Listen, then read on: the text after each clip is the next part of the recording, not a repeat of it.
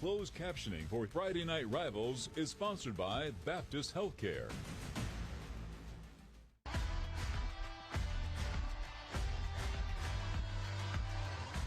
You're watching Gene's Floor Covering, Friday Night Rivals.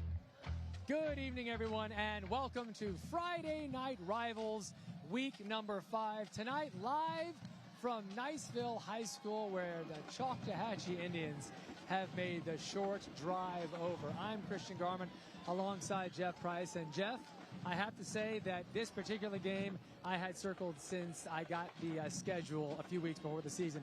This should be great. Yeah, so did both these cities, by the way. No kidding. Right next to each other, a few miles down the road. Choctaw comes in this, number 5 in the state of Florida in 4A, undefeated, 3 shutouts all in a row, trying to make it 4 tonight. We'll see. For Niceville, it comes into this game, number 8 in 5A, so they still got belief in there. 10.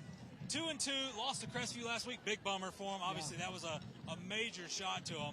By the way, Niceville hasn't lost 3 games in the regular season since 2018 and hasn't lost to Choctaw since 2012. Just throwing that out there. Incredible, but Choctaw may be the best team in the area. And as he said, they haven't given up a point since week number 1. We're going to get Jeff's keys to victory in just a moment. But first, of course, Haley Samples on the sidelines.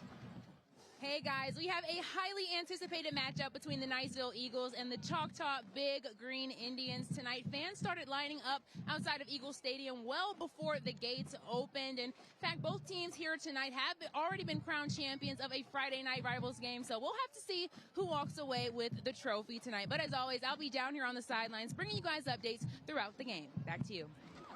Haley, thank you very much. Looking forward to hearing from you all night. So, Jeff, let's get to it. Let's start with Choctaw, the visiting team. They're 4-0. Boy, would they like to go to 5-0. How do they make it happen? Well, last week we got to see them, which was great. I talked about, is this the best team in the Panhandle? I think it is. Now, Niceville's got a chance to prove me wrong tonight, but it was the way that they got the shutout last week. Sacked Pine Forest 7 times. They pinned them inside their own 10 5 different times. They made it a nightmare to move the football. I assume it's going to be a little bit different here tonight, but also got to give some credit to running back Von Keller, running for 134 yards. He was our player of the game.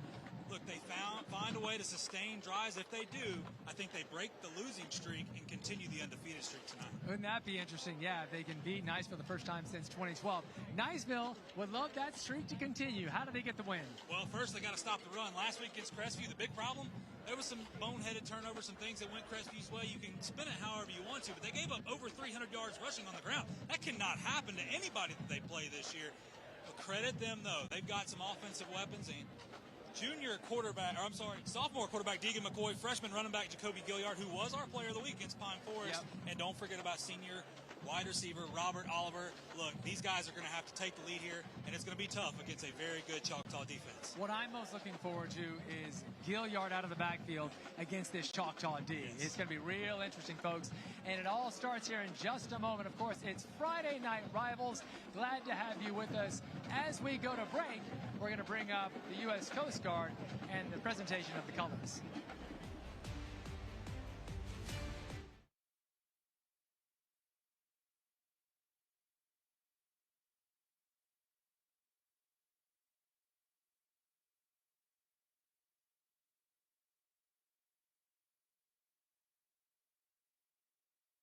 You're watching Gene's Floor Covering, Friday Night Rivals.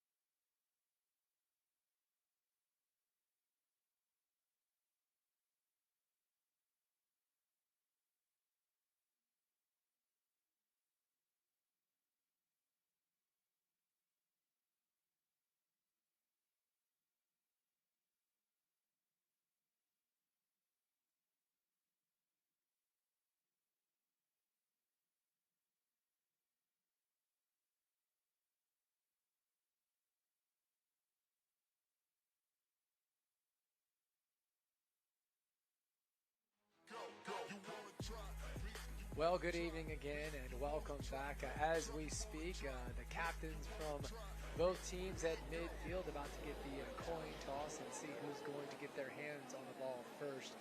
This is going to be, I think, such a good game. Niceville here hosting Choctaw. Choctaw, Jeff, you've been saying for a while that they may be the best team in the area. I know you stand by that.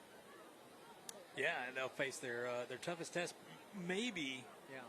For the rest of the year until the Enterprise game, last game of the year, but we'll see how things pan out. Yeah, that's interesting. So if they get it done tonight, they move to 5-0, and you're saying that may be the toughest game until the very end of the season. So obviously a lot on the line tonight for Choctaw. Both teams, as you pointed out, ranked in the top 10 in their respective divisions here in the state. So it's interesting you say those things, and yet Niceville is 2-2, and that doesn't feel like a team that's 2-2, ranked in the top 10, and we talked about how good they are. We featured them a couple of weeks ago, and they looked really good.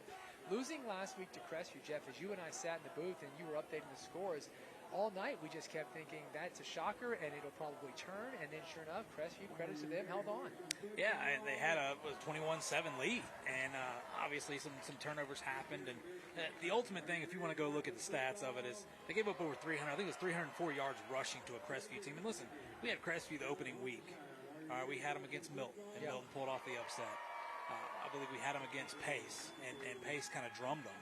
And so we were kind of at the thought of, okay, well, Crestview, in order to be successful, is going to have to throw the football. Well, I believe it was either 45 or 54 yards passing against Niceville, and came back and won 32-28. I mean, for Niceville, that's a tremendous blow. Now, obviously, new coach in here, same winning pedigree. Coach has won, I believe, 3 state titles over at Marietta High School. He knows what he's doing down there. So, folks, hang on. This is a different team. This is a young team, by the way. But they've got some seniors in some big positions. And so, again, we go back to Adiga McCoy, the sophomore quarterback, a sophomore quarterback playing in 5A at a high level. Jacoby Gilliard, the fantastic freshman. And by the way, I really don't go to anybody else. It's Gilliard or nothing out there. Why would you? And then you've got the senior in Robert Oliver. They've got some other guys we'll talk about throughout the night. But those are the 3 playmakers for them. Listen, all I'm going to say is Choctaw has been the best defense we have seen all year. And maybe the best defense, period, out there. They're going against a tough offense in Niceville, but Niceville's going to have to score because they're going to have to help their defense out tonight, because we watched Choctaw last week salt the game away by what? Running the football with Von Keller. What does it tell you, Jeff, that Niceville is 2-2, but they're still ranked in the top 10 in the state? Clearly, there's a lot of belief in that team. Yeah, they're number 8 in 5A, and 5A is a pretty darn tough position when you look at it. So I think there's still a lot of respect. You know, we talk about it in college football. Well, if you remove the logo and show the resume, would that team still be the same, you know?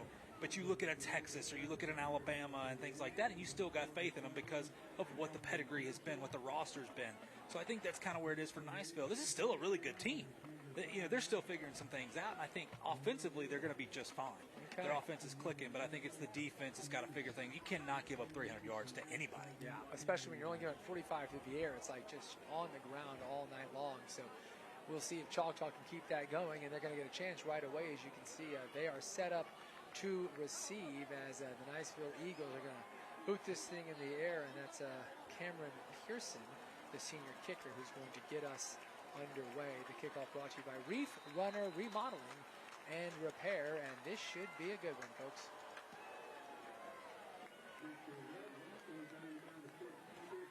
Fielded back around the 15-yard line and making a heck of an effort here, and still on his feet all the way out to the 45-yard line. That's Zion Legree, and he's a playmaker, and we'll be saying his name, Jeff, I'm sure, a lot tonight.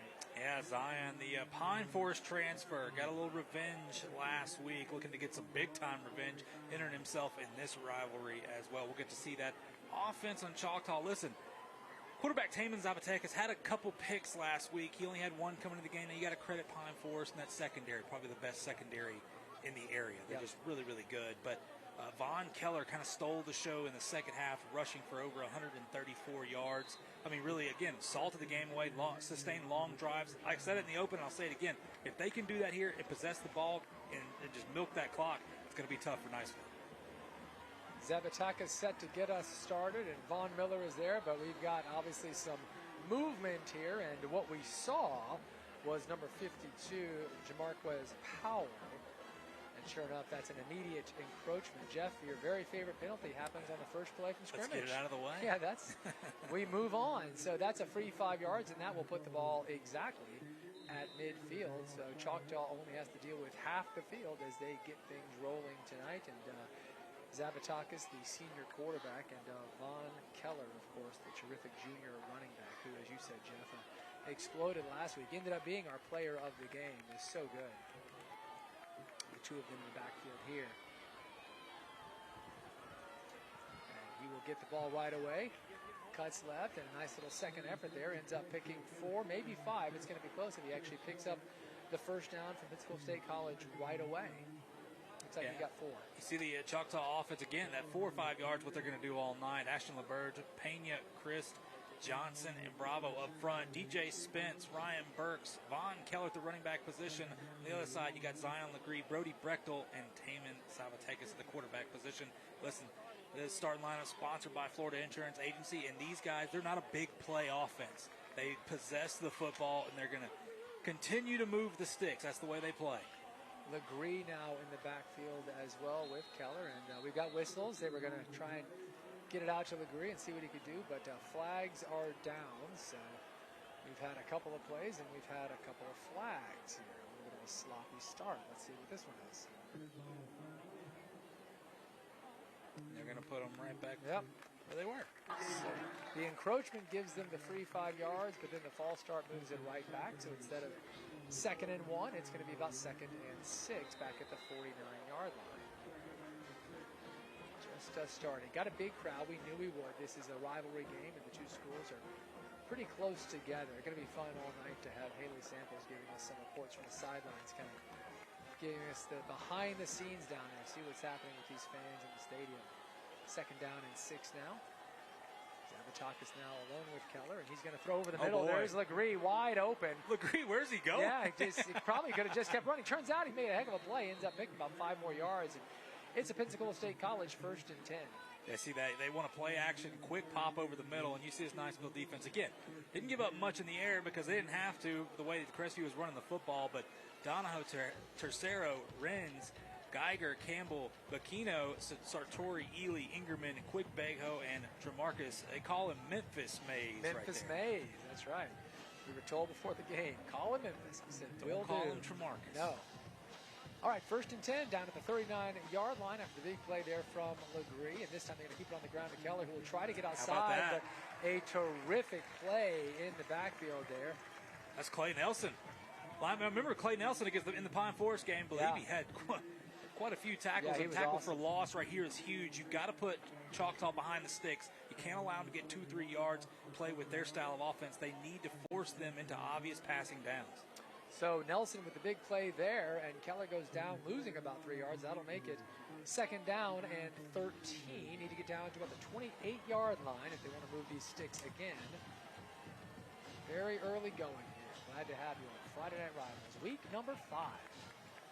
Zavatakis wants to throw again, and he's got a little time. Ultimately, a great throw on the run, but not able to hit the intended receiver, Amir Reese, the junior.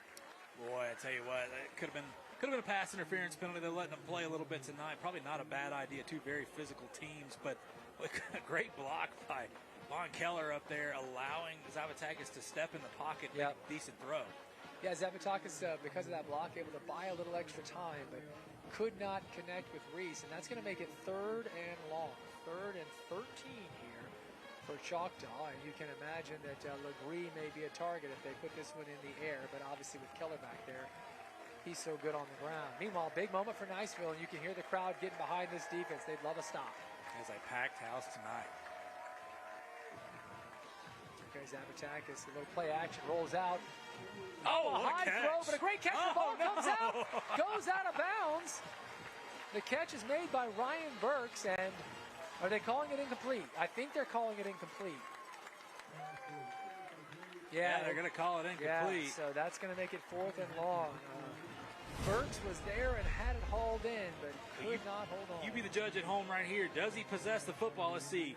Brings it down 1, 2, 3. Boy, that's a catch. I agree. I don't think that's the right call. He had it for 3 or 4 steps. Jaden Tercero, the defender, who ended up knocking it out and made it just close enough that they call it incomplete. So credit Tercero, who makes a huge play, and sure enough, Niceville gets the stop, and they're going to get the offense on the field. That's big.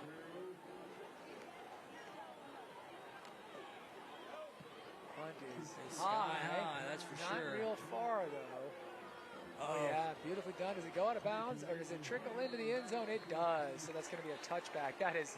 No, that'll be about the 1 yard. Did it go out at the 1? Yeah. Oh, touche. I was about to say that is darn near to perfect, and I guess it's not darn near. It was exactly perfect. Well done there. So Niceville's first possession is going to be pinned back about as far as possible. That is the last thing they wanted for this first drive. Well, you remember last week we talked about in the open, you see this Niceville offense. They've got a tall task ahead of them today, and Oliver, Donahoe, Tercero at the receiver position.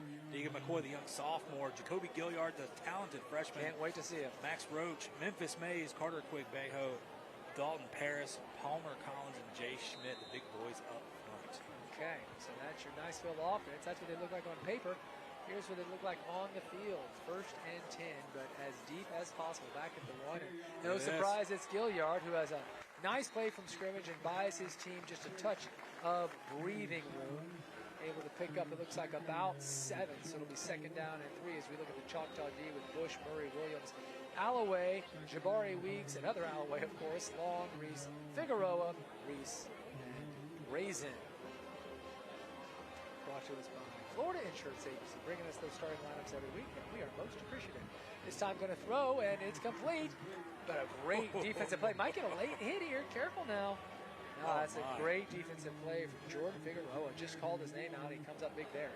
Yeah, almost got the pass batted down immediately, bringing a blitz right there at that linebacker position, and Jordan Figueroa filling that hole for him. All right, so that's going to make it 3rd down now and 3. And remember, they are really pinned back as we get another look. Stick right there. I was worried about that hit, that second one coming in, but all good. Good for Figueroa. All right, here we go. 3rd down and 3. Big play. Deegan McCoy gonna pass. Oh, he's gonna keep it himself here. He buys himself a little room, and he sure does. A shoestring tackle comes a little bit too late. The chains will move from Pensacola State College, and Deegan is pumped. Yeah, a little surprised they went to the pass again. I mean, they haven't had much success on it. Figured they would run when they got a 7-yard pop out of Gilliard, but coach trying to mix it up a little bit there. Deegan McCoy, big play. Nothing open, takes it for the 1st down. Yes, indeed. So those chains move. Here comes Niceville. Remember, they started back at their 1. Got some flags here. Looks like we may have a defender who jumped for the Choctaw Indians, but let's make sure. Yep. Yes, indeed. So the encroachment call going to buy Niceville 5 more yards. That'll make it 1st down and 5 here for Niceville. We saw Choctaw some major penalties last week. Didn't really come to hurt them because Pine Forest couldn't really move the football. Keep an eye on that tonight. Yeah, for sure. It's a good point. I mentioned it a couple of times last week. 1st down and 5 here after the penalty. McCoy going to hand this one right off to Gilliard, and they're all over him. He might have picked up 1 or 2. Going to be 2nd down now and short. Switch from 5 on the 2nd and maybe 4 as it looks like he picked up a yard. And when you're 1st and 5, you can live with a 1 or 2 yard for gain sure. on 1st down. Yeah, when you've got Gilliard back there, you can breathe easy at a moment like that. I'm just so interested to see. I mean, it's incredible to me that Choctaw hasn't given up a point since the 1st week of the season, but this is maybe the toughest offense they have faced. If they could shut out Niceville, that would be a big-time statement. That's a tall order. 2nd down. Out here at the wing, and that is caught, and then some ball comes out again.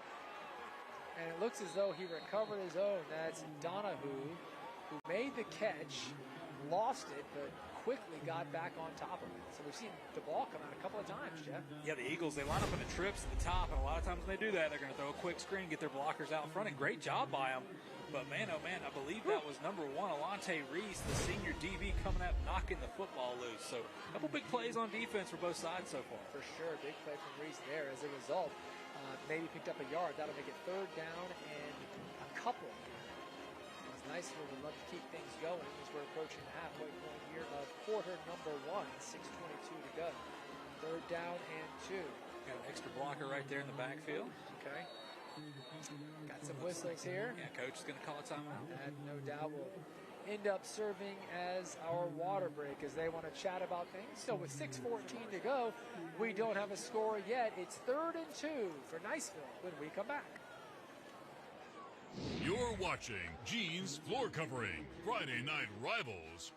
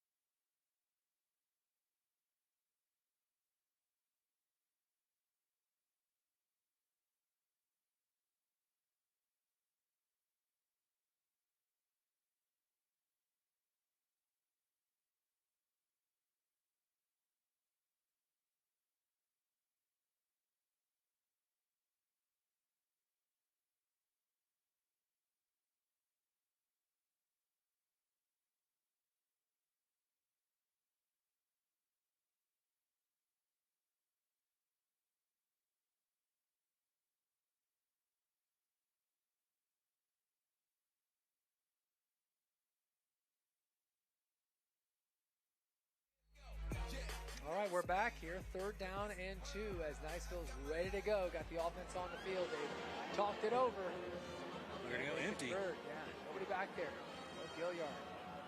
Here he is. Oh, man. Great defensive play. Big time play. That is Ellis Alloway, the linebacker, who shuts it down as it looked like Gilliard had a shot there, but great play. Yeah, trying to throw it to Justice Donahue. And Yeah. in all honesty, he had Donahue open. Watch this. He had him. Look at him. He just throws it right to the defender. Yeah. Boy, Alloway, he kind of wishes he would have probably got that one back.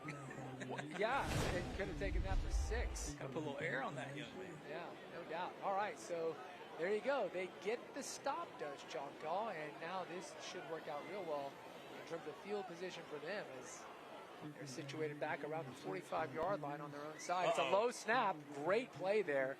Great punt. Way to get it Yeah, away. for sure. That is, and a great bounce, too. Man, That how just about couldn't have this? worked out any better. So the field. Nate Martinez, the punter there, who had a low snap, handled it beautifully, got it away, and gets a good bounce. So everything about that worked out real well, and that's going to put the Choctaw Indians on the field at about the 35-yard line as the offense comes back out. Well, Christian, it's still early. We had a 7 o'clock game, That's so right. some of these games haven't started yet. But I do have, by the way, your Catholic Crusaders upsetting Montgomery Catholic last week. Yes, indeed. Big win.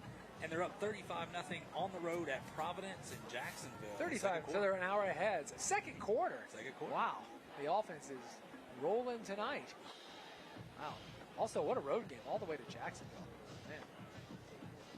Keep it going there, Coach. Love it. Crusaders getting it done. So, obviously, the water break did end up coming. I thought that timeout at 6:14 would serve as the water break, but instead they go ahead and give them the extra break here. That usually comes around 6. So, looks like we're about ready to roll here with 5:58 to go as both teams got their necessary break.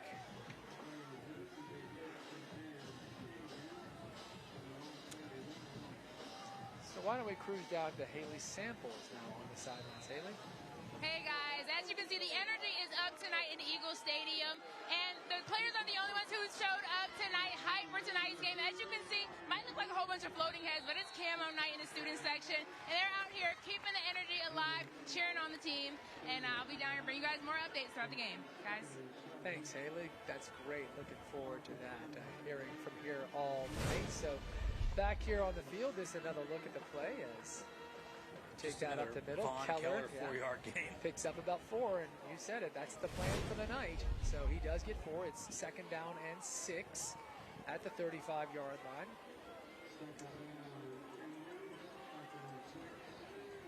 Coming out of the gun, Keller will put a play action. Instead, they come over the top, and good defense there from Niceville. It took 4 or 5 guys ultimately to bring him down, but they get him, and that was Brody Brechtel who returns kicks for them. Had a nice catch there. Yeah, Brechtel kind of got turned around right there on the catch. Nice play action. Looked to Quick me throw. like Keller had it. Kind of takes him off when he had to lean down to go get that ball, and there was a host of Eagles waiting on him. Waiting on him. So that makes it 3rd down now and 3. And so far, both offenses just kind of feeling themselves out a little bit. We haven't seen anything big just yet with 4:40 to go here in the first quarter. Third down play. Here comes the Niceville crowd. You see towards the bottom of your screen, number 6 right there for Choctaw. That's Play Zion clock down to Legree. 1. They're not going to get it off. No, unless they call timeout. Yes, indeed. So they did call the timeout. Coach saw that was happening. And we're going to take a quick break as they figure out exactly what they want to do on third down. You're watching Gene's Floor Covering Friday Night Rivals.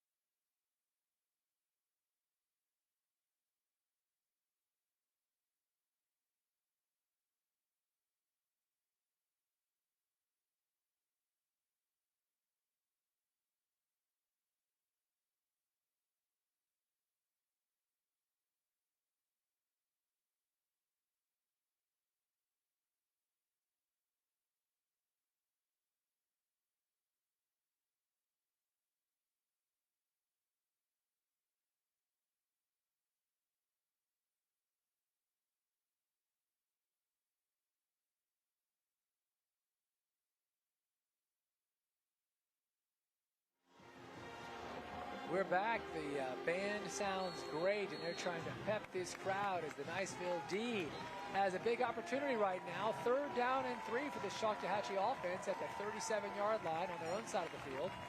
Niceville showing pressure at the top. 16, Caleb Sartori. He's coming. And they're going to keep it to Keller, who's got a hole and able to get through and then some. That's a nice 1st and 10 from Pensacola State College. Vaughn Keller. Yeah, Vaughn Keller a little shaken up. He was slung to the ground pretty hard by Clay Nelson, linebacker number 22.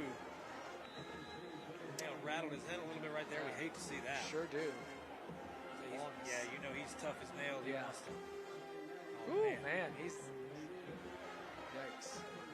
He's frustrated, but again, big third down. Great job by the offensive line creating a hole and just running through Clay Nelson right there. Is Vaughn Keller. Yeah, like you said, he got thrown down. I mean, nothing, very clean play. Clay was holding on for dear life. Yeah, exactly. Just hop on. So number 8, Carter Morocco, he scored last week. That's right. Pretty good runner as well. For sure. Had a few great plays, did Morocco, including that nifty touchdown. So 1st and 10 and ready to roll after the fine play from Miller. And Morocco will get the call immediately. And he has a nice gain of about 6, crossing midfield to the 48-yard line on the Niceville side. It's a nice backup back to have for him, Jeff. Yeah. He's a talented player. A little chippy out there. Yeah. Again, no love lost between these two schools. Rivalry city, for sure. Very nice when you get the rivalries well into the season. Looks to me like Keller is back in the game, so that's good to see. Came hustling in there.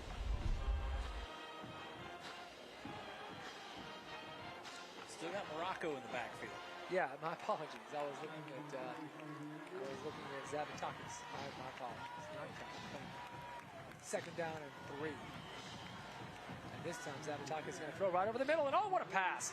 Great pass and on the run. Oh, loses his own balance there. Nobody touched him. That's Amir Reese, and a huge play. And Jeff, if he doesn't lose his footing, he may have been gone. What a play.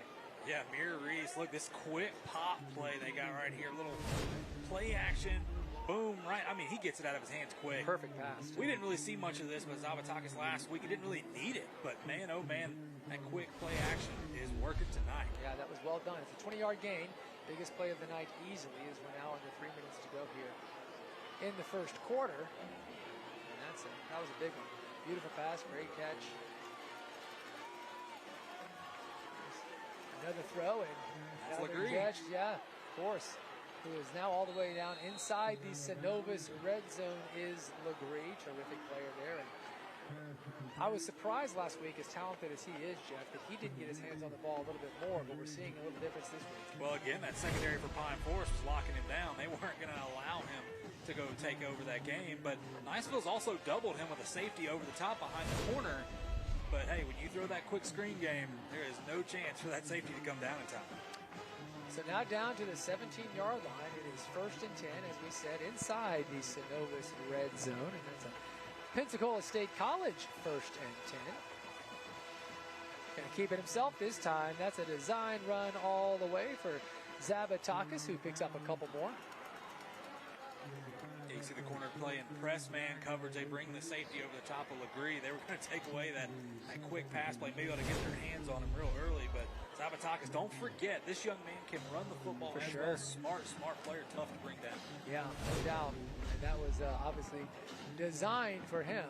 Coach knows well he can get it done with his feet. And both quarterbacks can run when they need to. It's true, yep. He picked up about 3. That'll make it 2nd and 7, but he did go out of bounds. That's why that clock stopped. So this is going to go back to Morocco, who is able to pick up maybe a yard, but a nice defensive play there by Harper Campbell. Yeah, you see Harper Campbell, little finger waggle like, no, you got to get me. And a great job beating Morocco in the hole right there. Battle of number 8s. So that'll make it 3rd and long, 3rd down and about 8 after the fine defensive play there. This ball is sitting right on the 15-yard line. Got to get down to about the 7 if they want to move the chains and make it a 1st and goal situation. Zabatakis is back there with Carter Morocco. You know, Legree will be intended. He's not, though. Check that. That's a, oh, my goodness. DJ Spence makes the catch, but the defensive play is even bigger. Man, how about that? Justice Donahue playing both sides of the ball, by the way, but almost missed the tackle. Look, he almost gets away from it, but he hangs on just enough to keep him from getting it. Otherwise, might have been the 1st down. For sure, and maybe even more than that. So we're going to have, it looks like a field goal attempt here. Yes, indeed, back at the 18. This will be about a 35-yard attempt. Number 90 here is on for the kick. It's up, and it's no good. No, indeed. It's going to be wide right. So not to be. That's Kyler Galkowski who is not able to hit. And Niceville comes away with a big defensive play, and you can see this packed house is pumped. They're having a good time tonight, Jeff. They know what's on the line against this great team. Yeah, again, last week, Choctaw just controlled the ball, sustained drives, and then on defense, pinned Pine Forest back. This week, Niceville, so far on defense, has stood the test. They have battled. They've given up a couple 1st downs, but have not given up the big play. And it's worth noting that, Vaughn Keller, after he picked up that 1st down, got injured, did not return. Hopefully he's okay. But, he's over there. He's trying to work out in front of Coach. He is favoring that ankle a little bit. Yeah, so well, hopefully we can see him get back in the game. Darn right. And you know that, they're hoping. And meanwhile, here for Niceville, Gilliard, let's check that. Sorry, that's not Gilliard. I just assumed that it is. It is Gilliard. What is wrong with me? You were just overthinking it. You know what it is? I'm thinking 33. I'm looking for Keller. Thank you. I get these guys mixed up. Got 2 great backs. Yeah, again, Jacoby Gilliard, just a freshman, playing at such a high level. Well, 2 weeks ago, we talked about him, and then the very first time the first play from scrimmage, he broke it for 60, and then the next time they had the ball, he did it again, although that one got called back on a penalty, but it was like, geez, talk about living up to the hype. You know who doesn't care that he's a freshman? The one that made the tackle, number 18, Jordan Long, by the way. Jordan was there that time. He did pick up a couple. 2nd down and 8, and the quarter actually going to come to an end before they get the snap off. So how about this? 0-0. We thought this one would be really interesting, and I would certainly have to say that so far it has been, but we're just beginning. We still got 3 quarters to go. Stay with us here. Friday Night Rivals, Choctaw at Niceville. Quarter 2 is next. You're watching Gene's Floor Covering, Friday Night Rivals.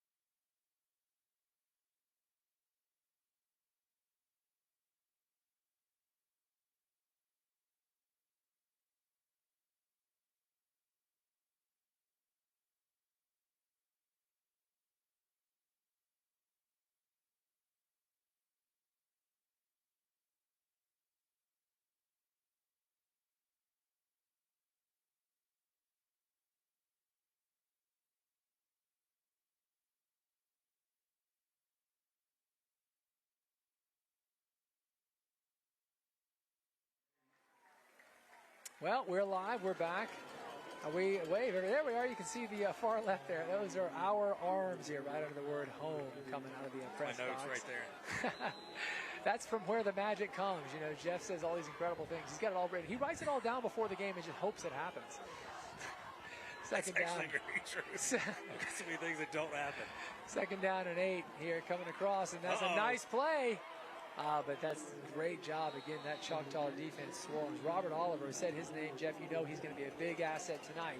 Not able to do too much with it there, though. Yeah, tackled by a host of Indians right there, including number 1, Alante Reese. For a brief moment, it thought, right here, it's like, hold on. But they were all over it. That'll make it third down now.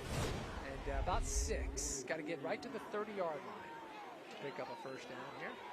Haven't seen much offense from either side. Had one big play from Choctaw. That's been about it. Remember they went this earlier. It was a quick screen pass to the receiver, top of your screen. Yeah, there you go. You got 4 guys. Play it out. Yeah. Roll it out under some real pressure. Ultimately just lets it go. And smart play there. Gets it out of bounds, does McCoy. So pretty smart play from the sophomore who was under some real pressure there. But now it's 4th and long. And Choctaw's going to get that ball back. Yeah, the only problem when you go empty set like that is that allows Choctaw to just go ahead and play pass defense, not really worried about you. And they put a spy on the quarterback. And you see the middle linebacker right there being the spy, but nothing doing. Great pressure up front by the Indians. And here we go again, another defensive stop. Another defensive stop, yes, sir. So Choctaw going to get their hands back on it. Of course, that's Grody Brechtel, senior. He's wide receiver for Choctaw, and more notably returns these kicks. Gets his hands on the ball several times a game with this hardy defense because the teams they're playing are always punting. Brechtel will not be able to get his hands on this one. Yeah, really well done there.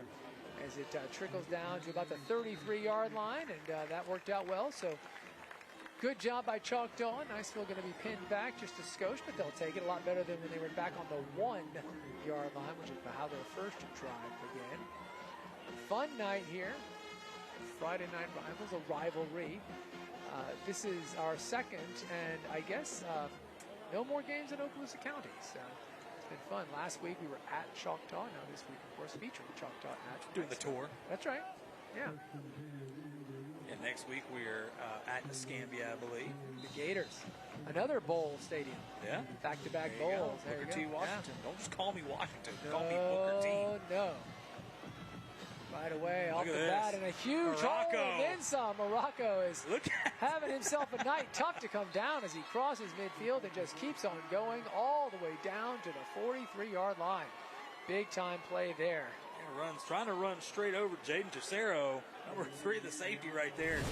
Morocco doesn't get to carry it too often, obviously, with Von Keller back there, but making the most. We saw him last week do the same thing. He is a load to bring down. He's great. Picks up 24 yards there. That's well done.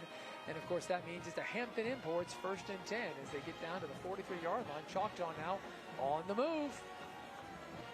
And this time going to nice little out route, but not much doing there. That's about a 5-yard gain. Yeah. Oh, we look at it because he was hit. Really, if the throw was better, it could have been possibly a first down. Throw a little high from Zapatakis, but big, about 4 or 5 yard gain right there. 4 or 5 there. Another look here. Another quick game. Play action. Just yanks it out of Morocco's hands. So 2nd down and 6 here. Under 10 to go. Quarter number 1. 2. What's wrong with me? We're flying by. Yeah, you're right about that. That's exactly what I was thinking. I was saying that. This game started at 7 o'clock, but a lot of running and it's moving. 2nd down and 6. Get on the ground. Here's Morocco. Ball's out, but right into the hands, incredibly, of Zabatakis, who ends up picking up a couple. Unbelievable. As Morocco drops it, and it just trickles into Zabatakis' hands as though it was designed that way. Nobody knew he had it except out there on the corner position. Unbelievable. Because everybody was tackling Morocco, and then they're like, wait a minute, the ball's not here. Where'd it go? This feels like an updated version of the old fumble Ruski. Look at that, right into his hands. To punch it out again. That's the second time this Niceville defense has forced a fumble. And both times, Choctaw got it back, but keep an eye on that. They end up picking up a couple of yards there. Just incredible. 3rd down and about 5. Play clock at 5. Yep. Gonna throw right over the middle, and he might have hit the ground there. That was Zion Legree. So now he does cross. I thought maybe when he caught it, his knee hit just short of the first down, but it looks like they're going to mark him a yard or two past it. So it looked like he bent down right there and just kind of shot between the defenders to make sure he was going to get that first down. Watch this right here. Way to get the ball out quick. See him twist and just shoots through the defender. He knows if he stands up, he's not going to get it. Nope. Well, it's a Hampton Imports 1st and 10 as he does get down to the 32-yard line here, and Choctaw is on the move. Zavatakis and Morocco still in the backfield. Morocco gets the call in a huge hole, and he picks up about 9 more yards, and he's giving it the old, that's a first down. I don't know that it was. Looks like he's actually just short. Yeah, he gave it the signal. He's going to be disappointed to find out. How about this? Watch this right up the middle. Great job of the offensive line creating that gap. Christian, we couldn't run through that gap, but we could dang sure attempt for a second. But Caleb Sartori, number 16, makes the touchdown saving tackle. Morocco came into the game when Von Keller got injured a few minutes ago, and just as he did last week, making an impact. He's a terrific junior back. 2nd down and 1. Knocking on the door of the Synovus red zone are the Indians, and Zapatakis going to roll out and throw to the end zone. Oh, he's got it wide open. All alone is Zion Legree, and that is touchdown Choctaw. Jeff, you are right. That's about as wide open as you can get. And we talked about the quick pass game, short passes, short passes, short passes. Well, what do? They run that same short, quick slant right there over the middle, and Zion Legree runs a beautiful post pattern. Watch him come into your screen right here for a Forrest Jordan Associates. That's the generator, guys. Touchdown. Quick slant over the middle. We just talked about this before when we were at break. They're going to throw this over the top, and Niceville's going to kind of fall asleep on it. That's exactly what happened right there. What happened. We called it. The extra point is now up and right down Main Street. So a 6-play, 67-yard touchdown drive for Choctaw. That puts them up 7-0. Glad to have you with us. We're going to take a break. When we come back, the home team going to get their shot to move down the field themselves. You're watching Gene's Floor Covering, Friday Night Rivals.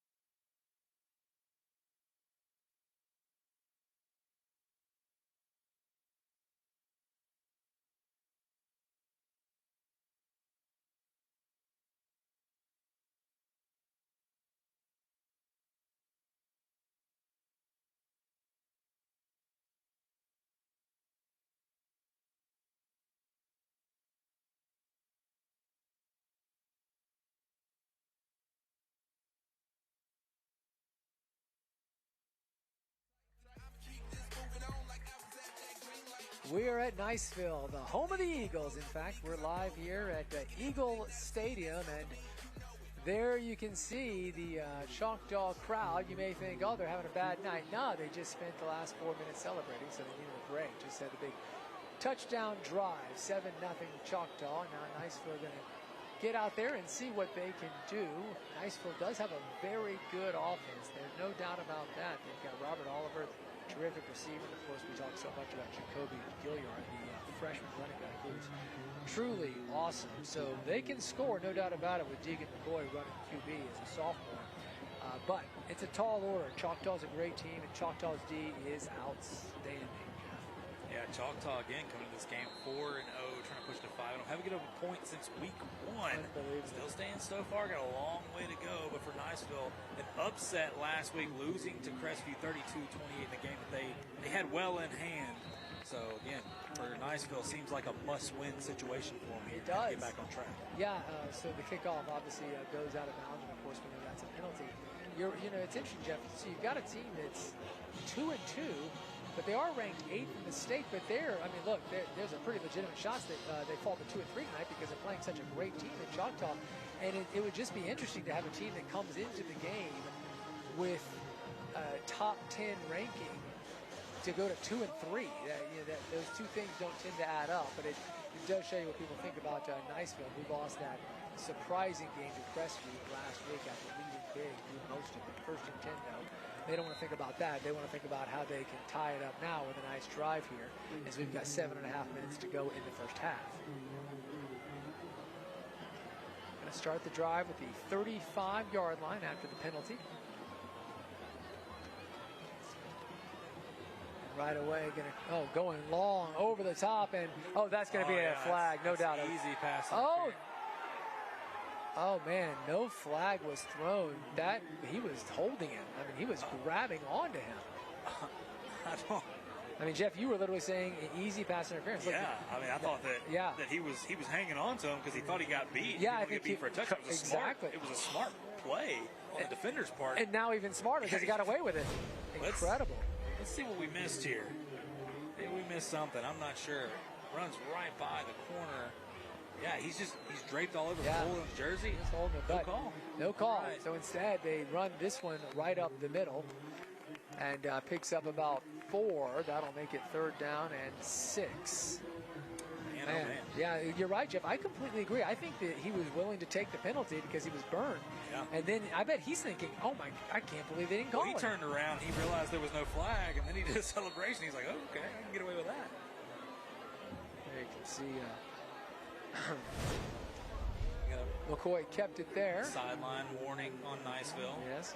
They get back. You see right there, Coach Richard Morgan. That's right. For 200 wins, Marietta High School.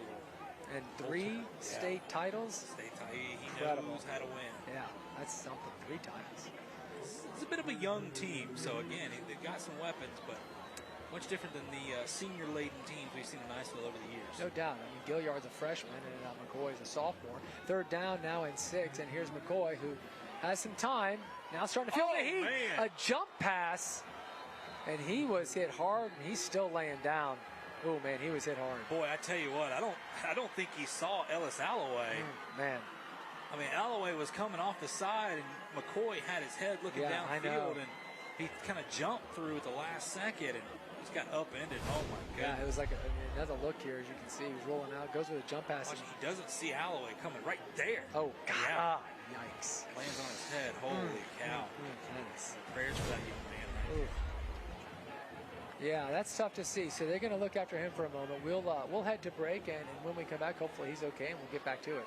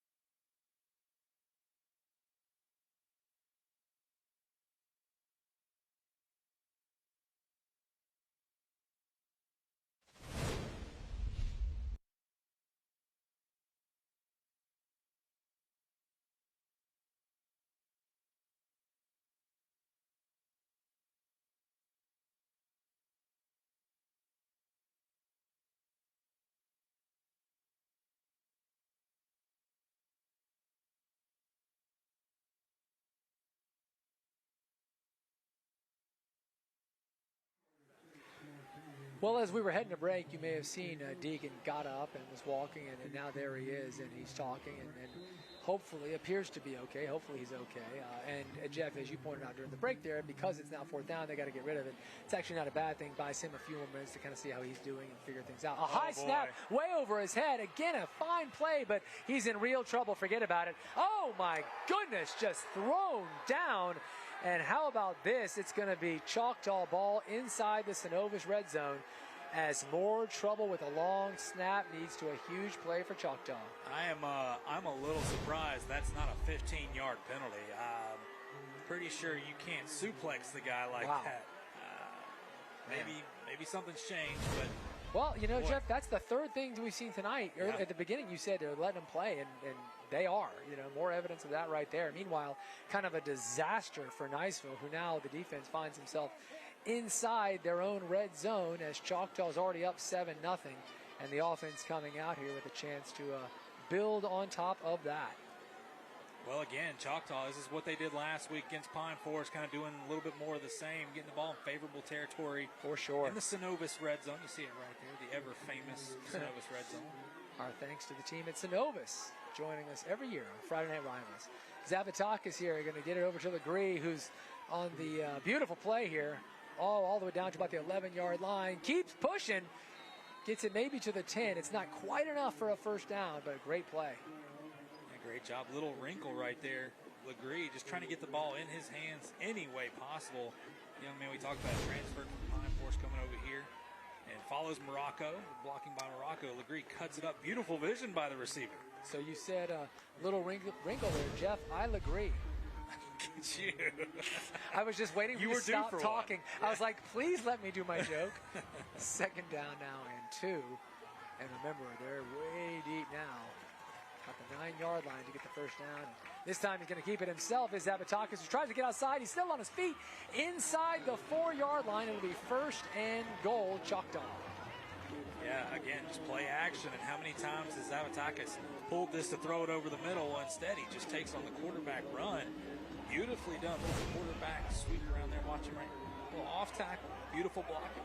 Just outruns the defender. He's quick. How about it? He is quick. It's down to the 4-yard line, and that's a first and goal situation. It's a Hampton Imports first down. There you go. Thank you.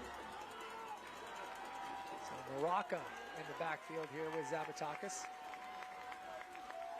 And he's going to get his chance. He tries to get outside. He's got nothing but green in front of him. Touchdown, Morocco. Touchdown, Choctaw. The disaster on the special team play cost him, but there is a flag down. It came after the play, so I'm sure it might probably be a celebration issue here. Unsportsmanlike in general. Here's it. All right. So personal foul. Being forced on the kickoff, I would assume. Yep. But it does not erase the touchdown. So Choctaw able to score there as Morocco takes it in. And now an extra point away from a 2-touchdown lead. And Jeff, if you're a Niceville fan, I hate to say this, but as good as that Choctaw D is, already you're thinking, geez, they haven't given up a point since week 1, and now all of a sudden we got to score at least 15 on them. Well, you just watch your quarterback get flipped upside down. I mean, it's not a good feeling. Right. You got to see how McCoy is right here. But nonetheless, look, Niceville's had some success, but we'll see if they can figure it out coming up. So it's 14-0 Choctaw. We're going to keep it right here. In fact, we're going to go down to Haley Samples with another sideline report. Hey, Haley. Hey, guys. And so as much as we all love coming out to these games on a Friday night, there is so much that goes on behind the scenes to really bring it all together. And the Booster Club here at Niceville is really the backbone of a lot of organizations here. It's made up completely of volunteers. It's been a part of the high school for the last 40 years or so. And in that time, they've raised more than $800,000. And that money is not going just to the football team, but all different types of clubs and sports here at Niceville. So it just goes to show community is really at the heart of Niceville High School, guys. Back to you. Awesome, Haley. Great story there. Thank you for bringing that information. Fun little story there. The Eagle Pride Burger right there sounds pretty good. But we'll talk about what I really like to eat here on Fridays and Saturdays and Sundays, Mondays, 7 days a week. You know, look, we all know, Jeff, that you're hinting at the good folks at Foosackers. We'll talk more about it. But let's not. That doesn't mean that this burger's... Sure. Yeah, Eagle Pride Burger sounds Eagle great. Pride Burger, the EPB we call it, for those who know. Who is we? As of this moment, just me. But I'm hoping it catches on. I'm going to do a hashtag. That's why you smell like smoke over there. Exactly. I had Fresh a couple burgers of on the grill. EPBs, and which is different than a PBL. Is that what you were thinking? I see you working over. I saw your oh my goodness. A PB&J, exactly, as offered from our director, Mr. Canavan. Nothing with that. I bet they don't have the jalapeno ranch. No. But if they did, they know where to go get it. Yeah. It's about this time every week when I start thinking to myself, how late is Foosackers open? I think about the drive home tonight. Meanwhile, back here, already a big night for Choctaw. They're up 14-0. Niceville, with 5:03 to go, knows how important it would be to try and get some points. They will get the ball first in the second half, and this is fielded at the 25-yard line and taken out to about the 32-yard line, and that's where the drive is going to start. So question number one here is Deegan McCoy He is walking onto the field? And he is, and that's great to see. Meanwhile, you can see a Choctaw player there. That was Jordan Figueroa, who was down, but he popped up. I think he's okay. And certainly glad to see Deegan McCoy coming onto the field. really good to see the young man out there. Obviously, the got flipped upside down, kind of landed on his head, so it looks like everything is good to go with him. And I tell you what, these Eagles need him. They need him right now. And it looks like maybe we've got a timeout on the field. We're going to keep it right here. And that said, Jeff, earlier you gave us a couple of scores, but a lot of games hadn't started. Still, many of them are only 25 or 30 minutes in. Do you have any scores out there? Yeah, Booker T. Washington. We'll get them next week on the road at Escambia. Well, they're up right now on the road at Gulf Breeze, 14-7. Derek Diamond's in the booth. I got to say this a little quieter. Chipley's up 14-0 against Jay. Oh man, sorry, Derek. Mosley up 10-7 right now, late in the second quarter against Escambia. Baker and Rutherford, no score. Pensacola Catholic, we talked about it earlier, 35-0. That's the latest update we have. For Walton Beach and Walton, 14 for Walton Beach, Walton 7. Okay. So Catholic got that running clock early. Once you're up 35, they start running it. You don't often see that in the first half. And actually, I think they do wait until the second half to even implement it. But big night for Catholic as they're down in Jacksonville. Meanwhile, we're ready to roll here. 1st and 10 for Niceville. And as we said, Deegan McCoy is out there. Gilliard joins him here. And Gilliard will get the call and picks up a couple. It'll be 2nd down and 8. As this Choctaw defense is so tough. And listen, if you're holding Gilliard to 2, 3, 4, 5 yards, you are doing something, because that guy can break it, and he can break it fast. Yeah, the Eagles have really tried to open up the passing game to open things up for Gilliard and that offensive line. But credit the Indians defense, playing pretty darn well so far. Story of the season, 2nd down and 8. McCoy's going to pass this time around and has a lot of time as he's all alone back there, and ultimately finds his receiver, but a big hit, and the ball comes out. So darn near a 1st down, but not to be. Yeah, he had it at the sticks right there. It was going to be a 1st down, but a big hit again. I believe that's our man, Jordan Figueroa. Yep, and there you can see McCoy knows how close that was to move, and here's another look. A lot of time, great pass projection there. Yep, Figueroa comes in. Never really had it. That was Jaden Tercero. Didn't have it. 3rd down now and 8. Big moment now. Nice in the house. Yes, indeed. And McCoy's under real trouble, and a terrific tackle. Number 18, Jordan Long, the junior defensive back, makes the play. It's 4th and forever. And here's the thing. Flag comes in late. Probably another celebration situation. Go ahead, Jeff. Here's the thing, though. Obviously, an obvious passing down. They smell blood in the water. Be a sideline warning on Choctaw, so they'll be all good here. But watch this. They bring the pressure. There's 7 guys coming after him, and they know it. They trust their secondary one-on-one with these guys. Yep. And that's the difference. That's what makes this Choctaw defense so darn good.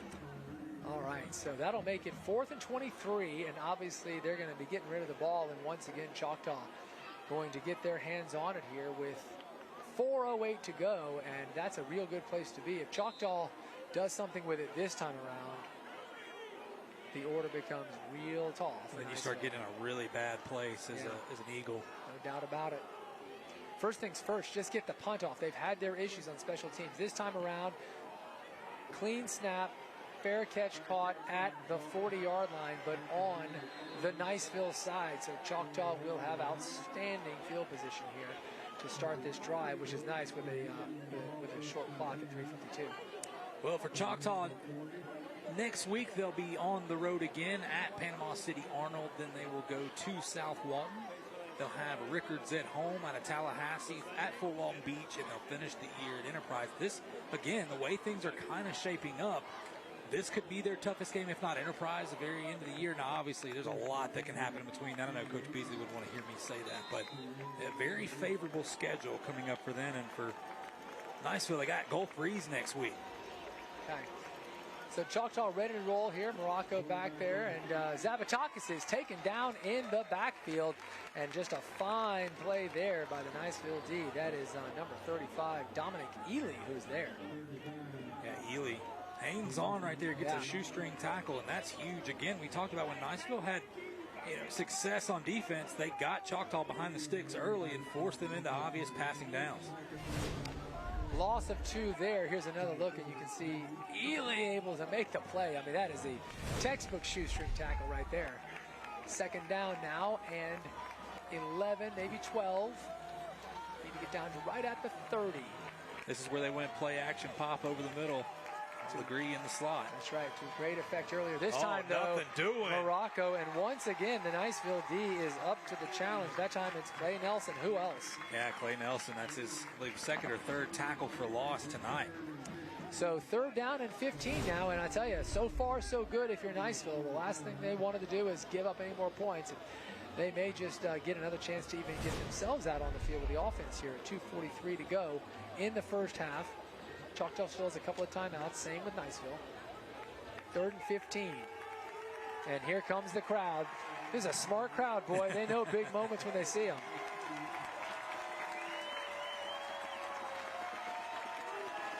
Zavatakis. Play action, going to go over the top, and it's looking for Zion Legree, but overthrows him just a little, and that'll make it 4th down, and big time stop from Niceville there. It'll also stop the clock for Niceville, which is huge. They could save those timeouts. But again, just look, this is what we talked about. Forcing in those tackles for loss, forcing them in obvious passing downs. They're a much different offense when they have to come out of the way they want to play. They want to run the football first, and then obviously do those play action pops over the middle. So big stop when you needed it the most for that Eagle defense. Yeah, and I mean, Legree was open. I mean, if that throws on the money, yet another sideline warning. You've seen these. Sidelines are out of control. Yeah, seriously. What you'd expect on a rivalry night. It is 4th down and 15. The penalty's getting assessed here. Looks like it is going to be a 5-yard penalty, so 4th and 10 is the number now.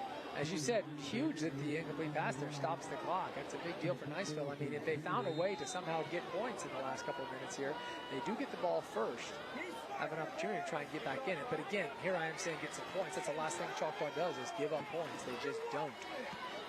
Great punt. Just brilliant punt. Fair catch is going to be caught all the way to the 5, and that is a live ball. That is a live ball as Tercero tries to jump back on it. And there's a mad fight for it right now. It's looking like Choctaw may have it. They got it. Woo! I mean, fair catch was called there, and he was as close as possible. Boy, I think they're talking about this. Yeah. I think this is kind of a no-brainer. Sounds like the Niceville fans agree with you, Jeff. Yeah, there's been a couple calls tonight. You see Coach right there. Boy, Coach Richard Morgan's kind of beside himself, and rightfully so. I mean, he was on it like a 3 Yeah, there inches we go. Crowd loves it. They get the call they expected, and that too is a big break. So he was going to be inside his own 10. And now, look, I mean, rightfully so. Amir Reese is going in. He thinks he's trying to get deked. So he wants to make sure that that ball doesn't hit the ground and go into the end zone. I understand where his thought process is, but you got to give the young man some space. Calls a fair catch. You just got to get out of the way. So listen, first of all, the incomplete pass to Legree stops the clock, and now this penalty buys them some yards. Remember, Niceville was going to be back. He called fair catch at the 5. Well, they're not going to be at the 5 anymore. So pretty good little turnaround there. 15-yard penalty will be Niceville's ball, 1st and 10. There you go. Out at about the 23-yard line. Granted, that's still a long way to go, and it's still against the best defense in the area, but better than inside your own 5. With 2:07 to go, Niceville has the ball and a couple of timeouts. Go empty Deegan again. McCoy will send Gilliard in motion. Instead, it's going to be a little reverse coming the other way, but a good defensive play. That's Tercero, who ends up with his hands on the ball, picks up a couple. So what do you do for Niceville here? Do you try to get some points on the board? Remember, Niceville will get the ball to start the second half. Or do you try to play this a little safe, limiting the possessions and not giving Choctaw the ball back with, 30, 45 seconds left and 2 timeouts? Jeff, I think, you've got a great offense, as you've said all night, and sure enough, they're going to throw over the middle, and boy, oh boy, was that close. Oh my goodness there. That was Carlos Pupo, the intended receiver. But what I was saying is with this offense and you're trailing by 14, you got to believe in your team. I'd go for it. Try to get something done. Yeah, I think right here when you're in 3rd and long now, I think it's got to be careful. Yeah, this changes If you get that play and get a first down, you got to go. Yeah. I think here maybe they try to play it safe. Yeah, very, very careful. And I wouldn't be surprised if Choctaw call a timeout if they keep this on the ground. Get the Choctaw offense back on. But no, they're going to throw here. And it's going to be caught, too. And it's going to be a 1st and 10 from Hampton Imports. Look who Great it is. play there as Jacoby Gilliard out of the backfield makes a big play. This time not running it, but catching it. Boy, can't get him going in the backfield. There's too much pressure. And there's pressure in McCoy's face right here as well. But look, will Jeter throw off that back foot? And none other than Jacoby Gilliard, right place, right time. Here we go. 1st and 10, 35-yard line. Clock rolling down to 122. And Jacoby going to throw it long and deep and just outthrows his man in Oliver. Looking to get all of it right there. We do have a flag down. Let's see what this call is. It's at about the 50-yard line. Could be a defensive holding call. Yeah, in that part of the field, that would make To the sense. pass, we got holding on the defense. Wow. So another Niceville break. We talked about it earlier in the Pine Forest game. If you go back last week, there was multiple 15-yard penalties on this Choctaw team. Pine Forest just couldn't move the football, so it didn't really come back to bite them. Right here, boy, they're giving Eagles all the life they need. For sure. So now out to the 46-yard line. Still a long way away with 1:13 to go. Deegan McCoy. QB back there with Gilliard. He's going to keep on throwing. He's under some pressure. Gilliard stumbled there and therefore wasn't able to be in position to catch that pass. It's one of those things, timing's off a little bit. Gilliard kind of gets caught up in the rush. Yeah. Tell you what, you see Robert Oliver at the bottom of your screen, number 1. He is a star for them at receiver, and they have not been able to get him the ball in open space. Yeah. And sure enough, you saw Gilliard a little trip there. Got caught up in the feet of an offensive lineman. So just lucky an Indian wasn't standing there right there. For sure. Yeah. That would have been a backbreaker. Instead, 2nd down and 10 with 1:07 to go. Deegan McCoy will keep on firing here. He's going to be under pressure again. Throws over the middle, and that will be picked. This time there is an Indian there, and he's got a whole lot of green, folks. Oh, my goodness, still on his feet, all the way down to the 30, and still going, getting outside. What an effort is Amir Reese, who refuses to go down to the 21-yard line with 47 seconds to go. A worst-case scenario for the Niceville offense. And I tell you what, credit that pick, right? Beautiful interception, by the way.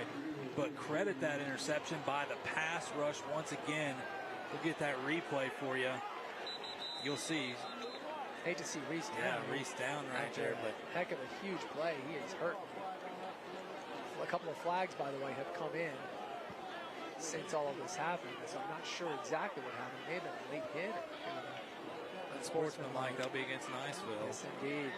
So Niceville showing some frustration now. And Jeff, listen, this is exactly what you were talking about when we talked about, do they play it safe or do they try and do something? And they were going for it. Love to get another look Watch here. this. So watch the pass rush come right here. Watch him kind of tuck it just a second. Having to throw it a little sooner than he wanted to, feeling the rush. And that was the difference between a completed 1st down and an interception by Amir Reese. And what a run. I mean, Reese just refused to go down. It was unbelievable. It gets all the way down to about the 21-yard line. And Jeff, I was saying that you talked about the risk of trying to do something, and it comes back and really bites him, as now all of a sudden Choctaw has a great opportunity with under a minute to get a few more points, maybe 3, maybe even another touchdown. Yeah, well, you know what? It's going to be key for Niceville to try to get them behind the sticks again now more than ever. Yeah. Look, they got plenty of time. 46 seconds, 2 timeouts. Choctaw can run exactly what they want to. So we'll see what happens. 1st down is huge here for the Eagles defense. Oh, sure. And Carter Morocco is still in the backfield. Von Keller injured earlier in the game. And it's going to be a reverse here. And here comes Legree. And he will get into the end zone. Touchdown, Choctaw. The interception leads to a touchdown one play later. And Zion Legree is having a huge night, as are the Choctaw Indians. What else is new? And this is what I was worried about on Niceville, pushing the ball down the field the way they were. You called it. Well, I understand the thought process. You're trying to go in there and see if you can get a double dip. You're getting the ball to start the second half. But the offense just hasn't been in sync. So it's one of those, when you look at it, do you just try to go into half and then reset, get your offense on the right foot, get your defense on the right foot, and go back at it? But, completely understand what they're doing. But here's what happens. You talk about the best defense in the area. This is the best defense possibly in the state in Choctaw. Wow. And speaking of, you said on the right foot, and there we saw the right foot makes the extra point good. It's 21-0 Choctaw, and with 38 seconds to go. Hard to imagine, I guess, they break something on the kickoff that Niceville is going to be able to do anything before the half. See Coach Beasley right there celebrating. Look, again, I'll say this. Choctaw has not won this matchup. This rivalry, by the way, Choctaw is 10, 15 minutes down the road. Yeah, not very far for these guys. They all know each other. Oh, yeah. They all eat at the same places. They all go to the Ryans or whatever the heck it is down the road, which apparently is a big thing. But I love Ryans. 2012 is the last time Choctaw has beaten the Niceville Eagles. That's for some of these kids. They weren't. Some of them probably watching this game, or plenty of them out here aren't even born yet. Freshmen, yeah, for sure. I mean, that's incredible. You think about that too. It's interesting whenever you have a quote rivalry that has been dominated so thoroughly in recent years. You start to wonder, is this even still a rivalry? Right. Well, tonight Choctaw says, yeah, it's still a rivalry, and we're making our claim. What a season they are having as Choctaw up 21-0 now. And again, it's interesting because we all know, I mean, just last week, we watched Niceville have a big lead on Crestview. They blew it. They ended up losing the game. So you say, oh, yeah, anything can happen.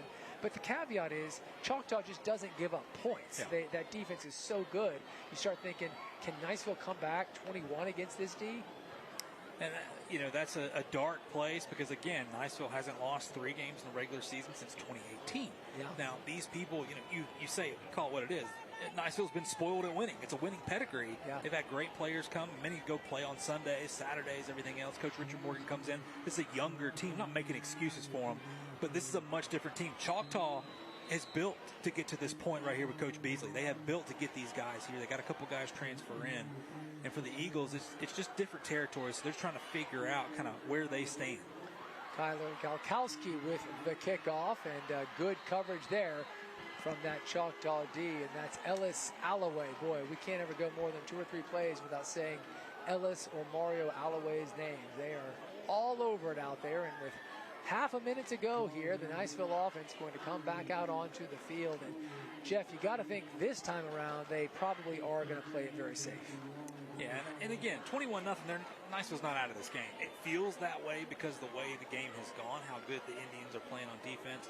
But Niceville's going to get the ball to start the second half. They got a chance to make some noise there and then build. Like, their defense has played well.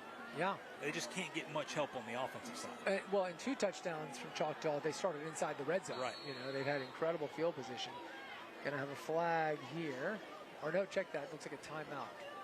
Yeah, so they've called the timeout. So that's interesting. With 33 seconds left, that the timeout was called. It gives us a moment to remind you that tonight on Channel 3, WEAR at 10:15, you've got prep football final. Terry. I think he doesn't know his mic's on. Somebody get Terry. Yeah. Oh, man, gosh, come on, turn his mic off. So prep football final with Steve Nissen tonight at 10:15, and as you heard Sue Strawn mentioned earlier in the news, it's going to be highlights, of course, from all the games. So we love to bring you these, but this is just the beginning. And Mr. Nissen will take you home tonight. So you'll enjoy our game and then click on over, catch the news and sports. And we've got some hardware after we give away the main trophy by Award Masters, by the way. Award Masters does such a good job. Beautiful trophy. We'll have our school bus stop of the game. We'll have our Boutwell Airmaster sack of the game and our jeans floor covering player of the game. Looking forward to all of those. It's always fun to give out the awards. And going to keep it on the ground, give it to Gilliard, who picks up 4 or 5, and we'll see if that ends up being the last play of the half. Niceville certainly is going to be much more careful this time around. I don't blame them for going for it. Like you said, double dip, perfect way to say it, but it cost them with the incredible return on the pick from Reese, who gets it down to 20. One play later, Zion Legree brings it into the end zone, and just like that, big time trouble. And that is how the first half is going to. Oh, check that. We got a timeout here? They got a timeout. Who called the timeout, I believe Choctaw did. Really? Wow. They're trying to get their hands on the ball one more time. I love it. Why not? A couple scores for you around the area. Milton, undefeated this year, by the way. The feel-good story. Panthers. And 0-10 last year. And incredible. Undefeated. Big win, by the way. 3-0 over Tate last week. Amazing. how many times I had to recheck that? Yeah. Get touch base with Hit some people that refresh. were there. Like, Yeah. is this that true? Yeah. But Navarre up right now, 13-6 on the Milton Panthers at home. Washington and Gulf Breeze. Washington still up 14-7. Chipley still up 14-0 on Jay. Mosley up 17-7 on the road at Escambia. And Northview losing at half at home, 13-6 against Holmes County. Didn't see a West Florida Tate score. I do have that. Tate 14-7 over West Florida at half, and Pace up 7-0. Oh, look at this. Hello. A little trickery gets, and they're going to just keep, no.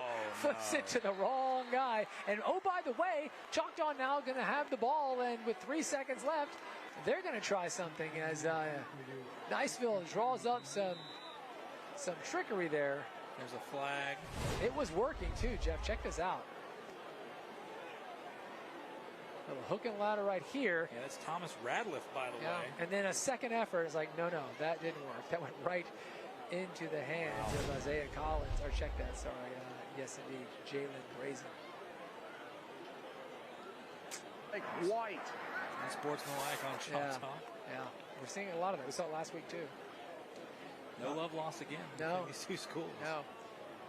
Well, that's too bad because they were in business a little bit. They were going to have the ball on the right side of the field with about 3 seconds left, and if nothing else, at least a shot. But instead, it's going to be Choctaw ball. Now, it's back at the 30-yard line because of that 15-yard penalty. I think they'll kneel this one. Yeah, for a moment there when they were going to have it around midfield, it was like, hey, you never know. But now all the way back on their own 30. Do want to make note, again, number 15, Thomas Radliff, the junior quarterback, was in for Niceville on that pass play. So yeah, it was a cool play. Hopefully Deegan McCoy is all right. Yeah, for sure. Deegan got hit earlier, but then came back after that.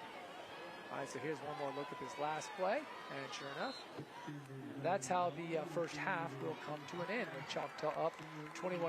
And there's Coach Beasley. You can see the red hat there. That's Devin, who, of course, does great work for us. And she is trying right now to hustle and ask Coach Beasley if he'd be willing to come on over and talk to Haley Samples for just a moment. So while they get that figured out, Jeff, no surprise to see Choctaw rolling. They're so good. And that young man right there, Von Keller, was in on that play as well. That's just great. But good to see him back on the field. He looked like he aggravated his ankle earlier, was hobbling around trying to get back out there. So good to see the young man back out. Yeah, no doubt. I mean, that's a significant hit if he can't play. But very, very good to see him back on the field. And trying to see, did we get Coach?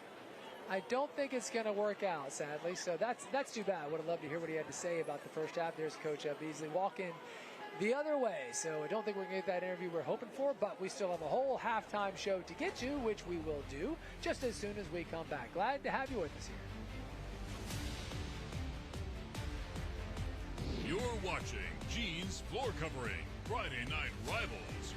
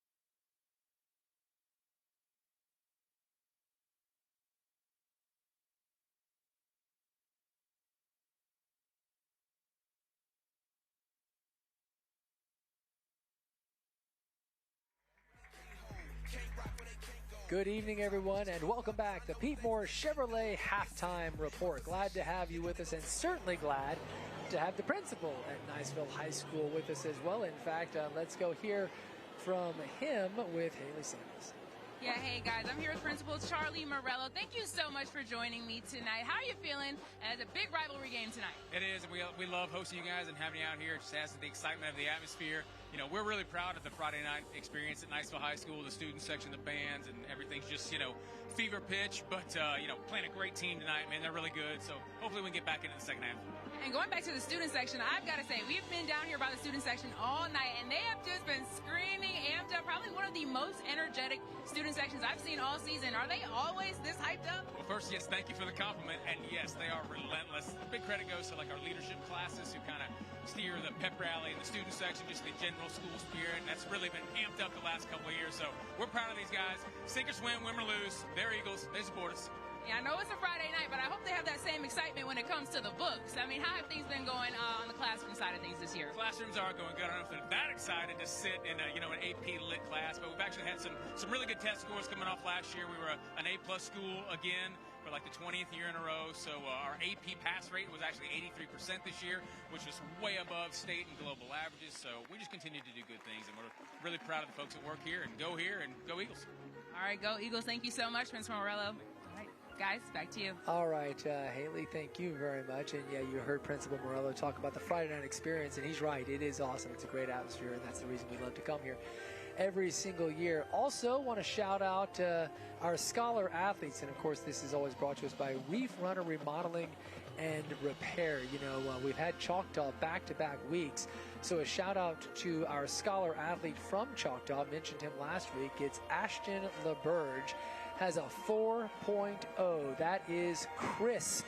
Ashton, congratulations. You can see football, baseball, and weightlifting as well. Number 75, and he's playing tonight. We mentioned him early in the game. So congratulations to our scholar athlete from Choctaw High School. Meanwhile, from Niceville High, it's Campbell Harper, who has a 4.33 GPA and, of course, plays football. And we were happy to catch up with Campbell a little bit earlier.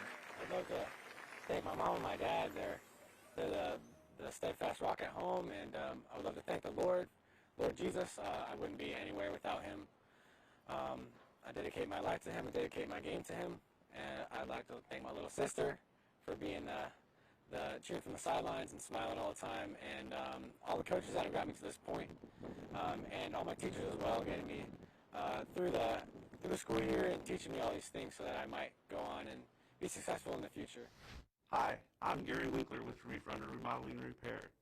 At Reef Runner Remodeling and Repair, we understand the value of education and teamwork that is gained through high school sports. That's why we are a proud supporter of student athletes everywhere.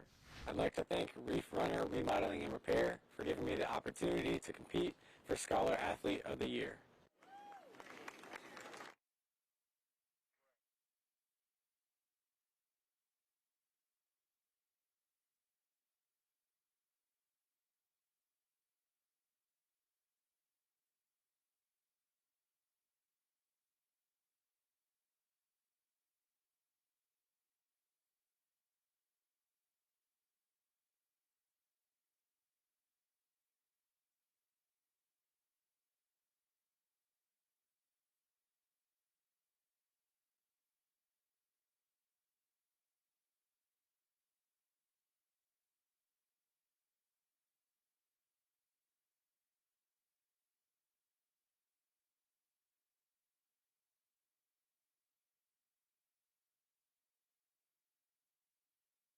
The best Thursday night lights and highlights.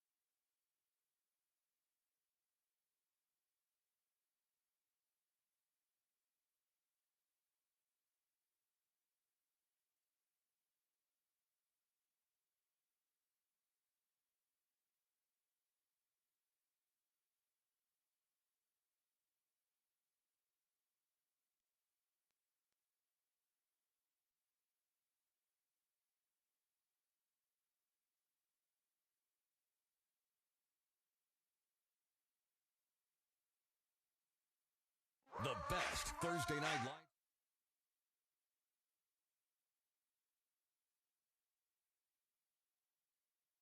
The best Thursday night lights and Friday night rivals highlights from across the country. Jackson's got to get something here. He got hit. The ball's on the ground. And you don't have any timeouts. They don't have any timeouts. For the end zone. Caught! Flag! 17.9 to go.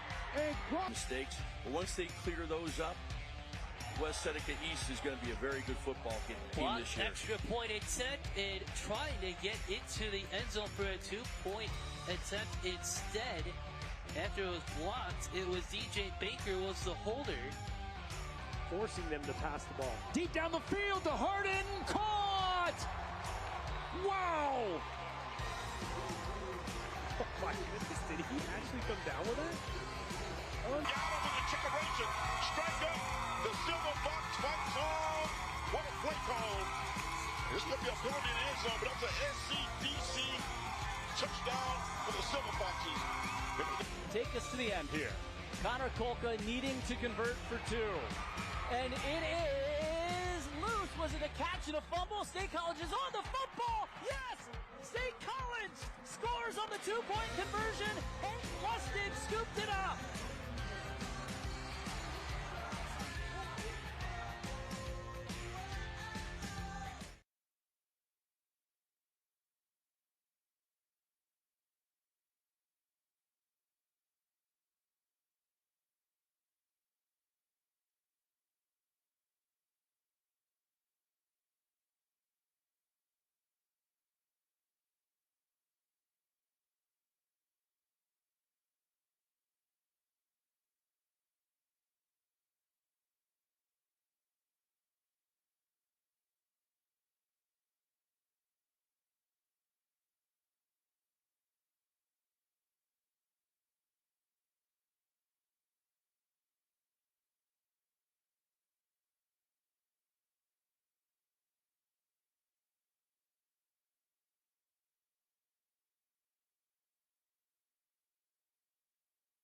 Through high school sports.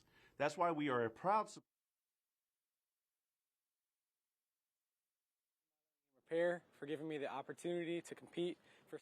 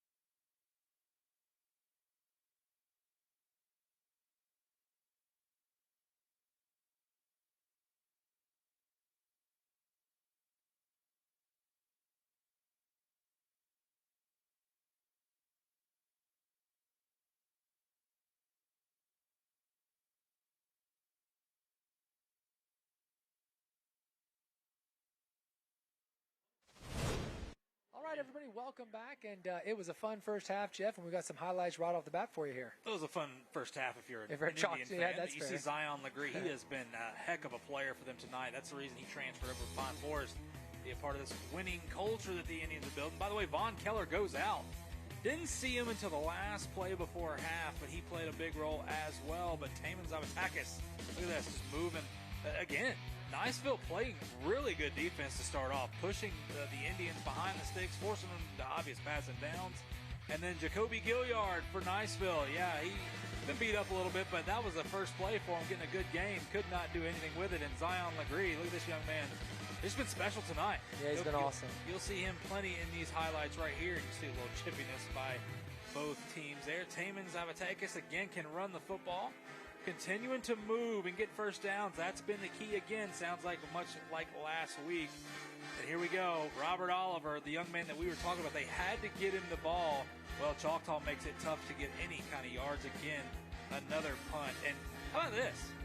Mr. Morocco steps in. Von Keller goes out. And Morocco steps up in some big moments, getting some big plays. And again, another talented play That's Justice Donahue making the stop right there. But again, Carter Morocco has been running like a man possessed. Finally getting his opportunity with Keller out. And it was back and forth for a while. But when you look at Choctaw, they just found ways to put the ball in the end zone. Again, Carter Morocco, you see him right there, has been huge from the offensive line, has played well. Niceville's defense has played well at times. They just can't get much help from the offense there. And you see Zion Legree on the pass. That was a post pattern wide open. And again, mercy. No penalty there. I know WrestleMania is coming up. You may want to go ahead and find that young man. Goodness gracious, it's kind of how it's been for Niceville right there. But again, Carter Morocco, same thing he did last week, putting the ball in the end zone. A little close-up of our man, Mr. Zavatakis. How about this view? Yeah. Boy, that's kind of where we're at for him. There was then the stats look like this. You can see Choctaw rushing for 81. Niceville, though, with the incredible Gilliard, Jeff, only 17 yards on the ground. And to me, that's the most shocking stat I've seen. Yeah, and it's been the turnovers. Again, this is what Choctaw makes you do. When you turn the football over, they make you pay. They put points on the board. Again, the thing that Coach Beasley, he'll talk about this. He likes the way his team's playing right now, but 7 penalties for 75 yards.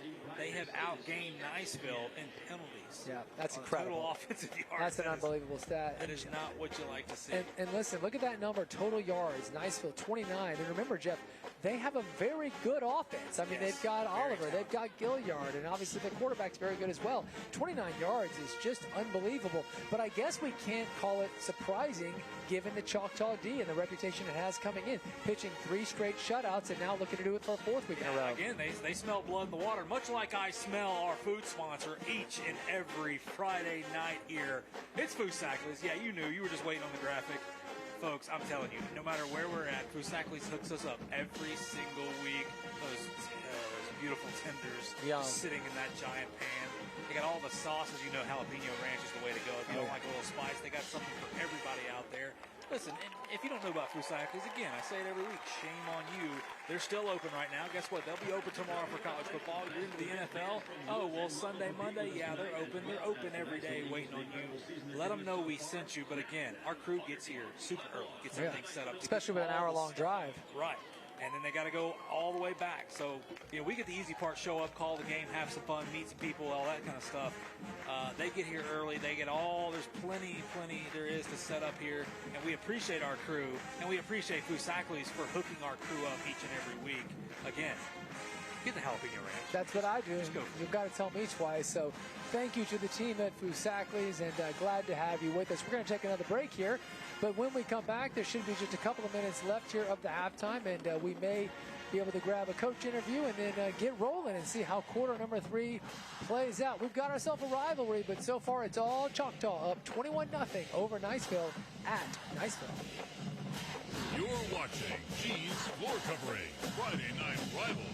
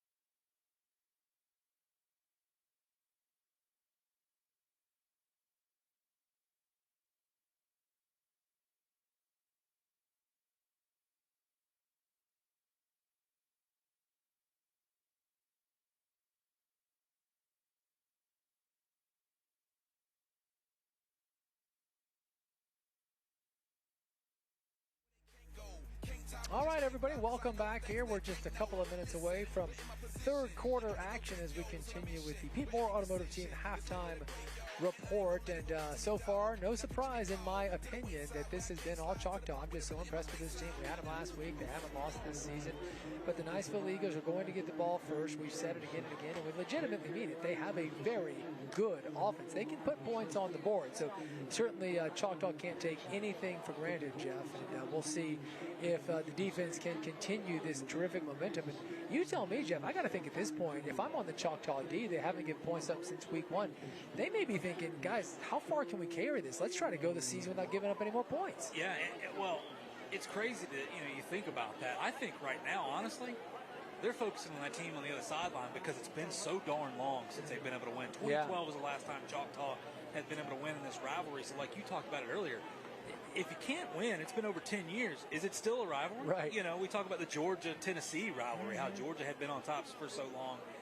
I think right now they'll look at that after they know they want to come here and completely embarrass Niceville because they've been embarrassed so many years. For sure. And the heartache, no matter home or away.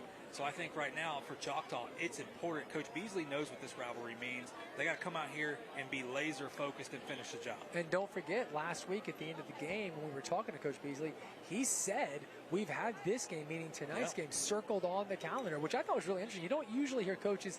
Usually coaches will say things like, it's just another game. Coach speak. Yeah, right. But he said, no, we've had this one circled. And obviously he's feeling it tonight as his team's up big. And you can see they took care of Jeff points on 2 huge mistakes from Niceville that put them, Choctaw, inside the red zone, and they scored almost immediately both times. Yeah, it was 14-0. Remember, Niceville's trying to drive down with 2 minutes left and be able to get some points of their own. We talked about it. What do you do here if you're Niceville? Do you just take the 14-0 and you get the ball to start the second half and kind of restart after halftime?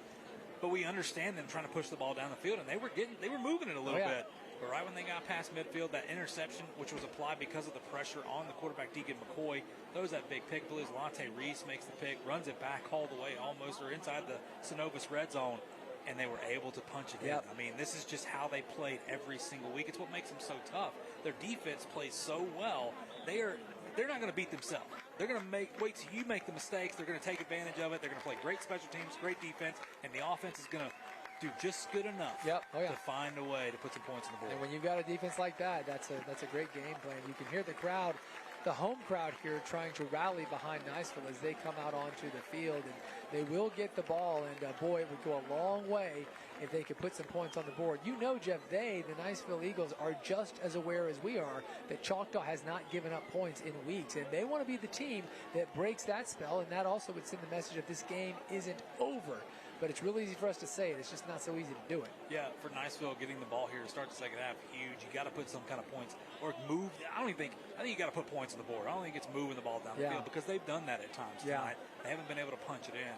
But speaking of points on the board, we got some updates for you around the area. Milton has reclaimed the lead, is now up 20-13 on Navarre. So again, that's another unbeaten team with a few around here. We've got J7, Chipley 21, start of the third quarter. Mosley up 25-7.5 on Escambia. And Fort Walton Beach 14, Walton 10. Let me get you that. I know you were asking about that Tate score. It's Tate 14, West Florida 7 at half. And Pace at home hosting a Andalusia Bulldogs team out of Alabama. Really good team. Pace up 14-0. Okay, very good. Thank you very much. As we continue to give you a look at the scenes from around this very cool bowl stadium here at Niceville. It's a fun place to come. And, despite the fact that they're down 21-0, you heard the principal talking about it, and Haley as well said this crowd is about as pumped as any crowd I've seen. And he said, thanks for noticing. We take a lot of pride in that, and clearly they do. Yeah, the student section's huge here, by the way. Yeah. But, look, both sides are absolutely packed out tonight. Obviously, one side happier than the other. But, again, great rivalry. Everything's been fairly clean off the field, we should say. It's on the field. There's been some nasty play out there. Yeah, we've seen 2 or 3 plays that we both thought would have for sure been penalties. One, a pass interference, one where he threw a guy down. But we didn't see those flags. Doesn't really matter. It's all academic as we move forward. Both teams now on the field, and we're ready to roll as Niceville, as we've said time and again, going to get their hands on the ball. And, Jeff, I appreciate you saying, moving the ball down the field isn't enough. They need some points. They need to send a message. As Galkowski kicks it off, going to be fielded back the 5-yard line, so a long way to go here. And Again, good coverage there from the Choctaw Special Teams unit. That was Oliver who got the ball and gets it out to around, it looks like, the 18 or 19-yard line. That's where this drive is going to start. Third quarter now underway. Choctaw up 21-0. Choctaw Indians. And looks like it's going to be Thomas Radliff coming back out at quarterback for the Eagles. So Deegan McCoy's night might be over. Not sure if it's injury related or what it could be out there, but nonetheless, we're going to get to see the junior, 6 foot 170, coming out there running the offense. Yeah, very interesting development there. Ratliff here going to get his opportunity. Keep it on the ground here right away, and trying to get out wide is Gilliard, who stays on his feet. Good effort there. Gets out to the 25-yard line, picks up about 5 yards. And, Jeff, it's interesting as it relates to the quarterback situation with Deegan McCoy now not playing. He got injured in the game, landed on his head. It was a pretty scary play. But then he did come back out into the game. So what you don't know now is, and there he is he not playing because coach just wanted to make a change and see if they could do something else? Or is he feeling something from that injury? Yeah, he might be feeling something with his helmet not in hand or not on right there, being able to go into the game. So not sure what's going on. Nonetheless, Radliff was the one before the play before the half. Yeah, had made hook that, and ladder. Yeah. Yeah. So we know he can throw it a little bit. Sure can. Second down now and 4 after the nice play on first down. And this time Ratliff's going to get his chance, and he wants to throw it long. He moves out wide, able to complete the pass there. That's a nice play. Ends up picking up a couple more yards. So Ratliff does a nice job with his feet, buys himself some time, and that's going to be a nice pickup of a couple for Donahue. Even better job up front by that offensive line, buying him some time. Look, McCoy was under pressure all night long, but how about that? Radliff feeling the pressure a little bit, just kind of riding the pocket. Look at this block. This is textbook in that pocket presence. Beautiful throw, nice enough power on it. And that'll make it now third down and 3. And he's going to throw it again this way and going to get to the 29-yard line, which I don't think is going to be enough. It's really, really close. Could be a Pensacola State College 1st and 10. In fact, going by where the referee's standing, I think he may have got it. Yeah, so a big conversion there despite the fine defensive play. Chains will move, and the crowd says yes. This Niceville crowd looking for any reason to be happy. Even more so, it was on 2 pass plays, and that's good to help open things up for Gilliard in the backfield. Great point. Yes, indeed. Gilliard, the terrific, outstanding freshman back, and he's going to get his hands on it right here. But just another great defensive play. And who else? That's Ellis Alloway, the senior linebacker. And watch this, just shoots the gap, comes downhill. Great. This is, I told you before, I think what makes Choctaw so good on defense is just their speed. Yeah. You're going to have to bully them up front. You're going to be bigger than them, try to push them out of the way because they are quick. So it was no gain, no loss. Second down and 10 now, and Ratliff going to roll out wide and still on his feet, gets rid of it just in time, but ultimately throws it away 3rd and 10. So, Jeff, he can clearly roll out and get it done with his feet, but he's still having a hard time finding open receivers. Yeah, trying to buy as much time as he can, and great job blocking up front. You'll see Dominic Ely at the safety position come down and finally say, I'm tired of this. You got to throw that football. And he ultimately does, but he goes out of bounds. That'll make it third down now and 10 at the 30-yard line. So Niceville got that first down, and the crowd got behind him. Remember, we said that it's so important they do something with this first possession, but facing a 3rd and long now against a great defense. Going to throw it over the middle, wide open, but a fine defensive play coming in there at the last moment as Jordan Long, the junior. Thought for a moment there, had the first down, but Long makes the play. Boy, Jordan Long has had a heck of a night tonight. He is playing dynamic out there. Watch him. He doesn't come through the receiver. He goes around and uses that SWAT technique. Beautiful for the young man. So Niceville not able to get the points they so desperately needed. In fact, ultimately they only get a single first down, and Choctaw going to get the ball up 21-0 here early in the 3rd quarter. It's a good snap. They've had trouble with that tonight. Gets it away. Fair catch is called right at the 46-yard line. So once again, it will be terrific field position for the Choctaw Indians as they are now ready to roll. Led by Taman Zavatakis. And for Choctaw at this point, try to run the ball, try to milk the clock, find a way. Maybe if you put some points on the board, I think you're okay. If not, all you want to do is limit the Eagle possessions. And, with Ratliff in, and we saw the ball go into the air a few more times, we may see more of that, especially as Niceville is already down 3 scores, so they may be passing it a lot more than perhaps they're comfortable with here in the second half. But right now it's Choctaw's turn at 1st and 10, 46-yard line. Right away, Zapatakis is able to hit his man here, and it's a big play to start this drive. I mean, I'm talking a big play. Inside the Synovus red zone as DJ Spence with a great catch and then move. Well, we talk about them running the football, milking the clock, and how about that? Forget it. Hey, when you're feeling it, you're feeling it. I love the call right here. I mean, well, here's another way to milk the clock. Get to 35 and turn it into a running clock. Yeah, and you know what? Niceville's probably thinking the same thing. They're fixing to come out here and try to run it down our throat. And DJ Spence, look, beautiful pitch and catch right there. Way to finish the job. Yeah, that's first down, too. And right on the 20, so into the Synovus red zone with a Pensacola State College 1st and 10. 3 wideouts far side here, but instead going to keep it on the ground and picks up a couple, does Dante Whitby. It'll be 2nd down and 8, maybe 9. Didn't get much. Yeah, we saw Whitby carry the football a little bit. You see, look at that. That's the student section in Niceville. Yeah, obviously not happy with the score, but they're out here having a good time. I was going to say, you'd never know it. They're having a blast.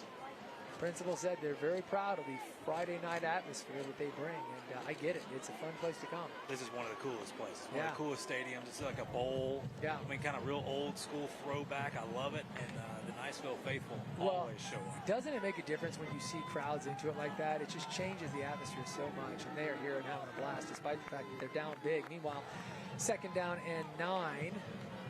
Zapatakis will throw it right over the middle. That ball is dropped by Nick Latson, not able to bring it in. That'll make it 3rd down now. Boy, dangerous throw. Didn't have a whole lot of power from the throw off his back foot a little bit right there. Watch this replay. Oh, man. Should have had it. Yeah. Shoulda, woulda, coulda. Yeah, right. So now 3rd down and long. And I tell you, Niceville would love to get out of here, just giving up a field goal opportunity. That would feel like a win for this Eagle D, which has been on their back feet here since midway through the first. It was 0-0 at the end of the first quarter, and all Choctaw since. 3rd down, Zapatakis is under some pressure, but he is able to complete the pass. And once again, that's DJ Spence who hauls it in. Not enough for the 1st down, but again, it's close. He's saying it is. We'll see where they spot it. I mean, it's real close. Yep. 1st and goal. They get it. They get it. Just another one that they get it on the number. A big 3rd down. Niceville. Watch the pressure coming right there. Zapatakis takes a step up. Delivers a beautiful ball to Spence. So that lets the air out of the tires here for Niceville, with now facing the 1st and goal situation and down 3 scores already. This is not how they were hoping this first half, or rather first part of the 3rd quarter would go. Getting it on the ground. And forget about it. Touchdown. Dante Whitby this time gets in on the act as Choctaw goes up big. Now 4 scores with an extra point to go. Yeah, you see Choctaw, you see the band and their student section traveling on over here just a few minutes down the road, but nonetheless, Whitby tough running, great blocking up front by the offensive line, and to finish it off with a statement. Yeah. Goodness gracious, young man. There's kids out here, be careful. Only took them 5 plays. That was a 56-yard, very impressive drive. Extra point is up. It is good. And that'll make it 28-0. It is all Choctaw. They're 4-0, but they are cruising to a 5-0 record. Stay with us, folks. You're watching Gene's Floor Covering Friday Night Rivals.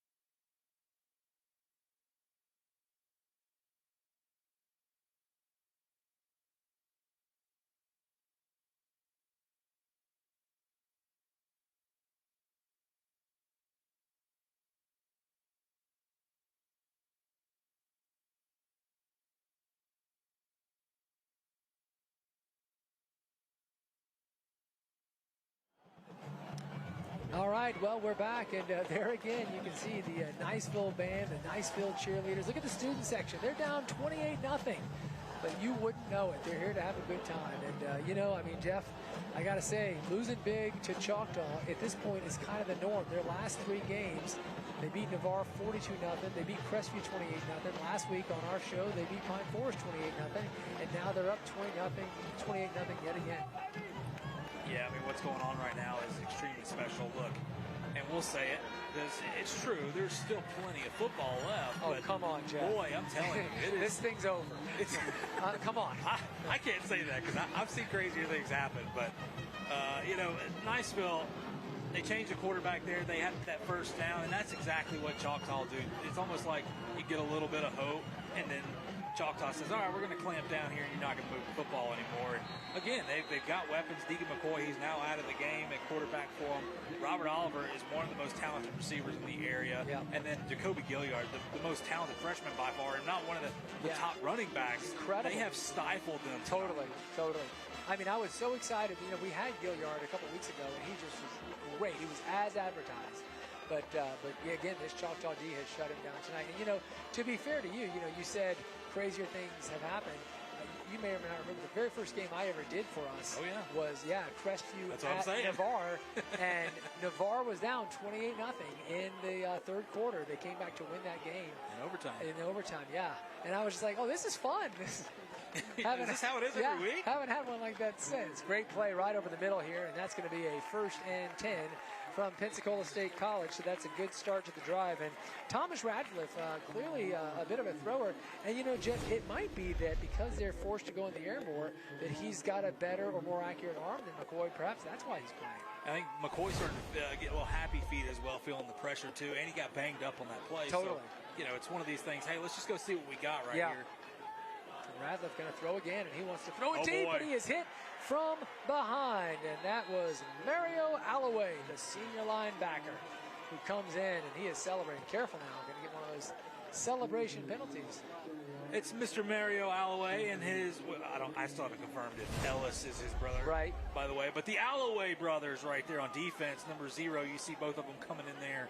Again, they haunted Pine Forest all night, and they're making it tough on Niceville as well. They make plays like that. You can't help but say, Alloway. Look at you, it's 2. Radcliffe, this could get picked. No. It does get picked as Radcliffe throws it right behind his receiver, and again. One arm that, right? Yeah, heck of a catch. Holy cow. So Choctaw back in business off the turnover. That is the 3rd turnover of the night. Watch this, ladies and gentlemen. Sliding down. Oh, he had another arm. I thought he just caught it with that one slide down. Jabari Weeks, young man. Hey, how about that? I know it's not our normal play, but that could be our school bus stop of the game. I like it. Up 28-0.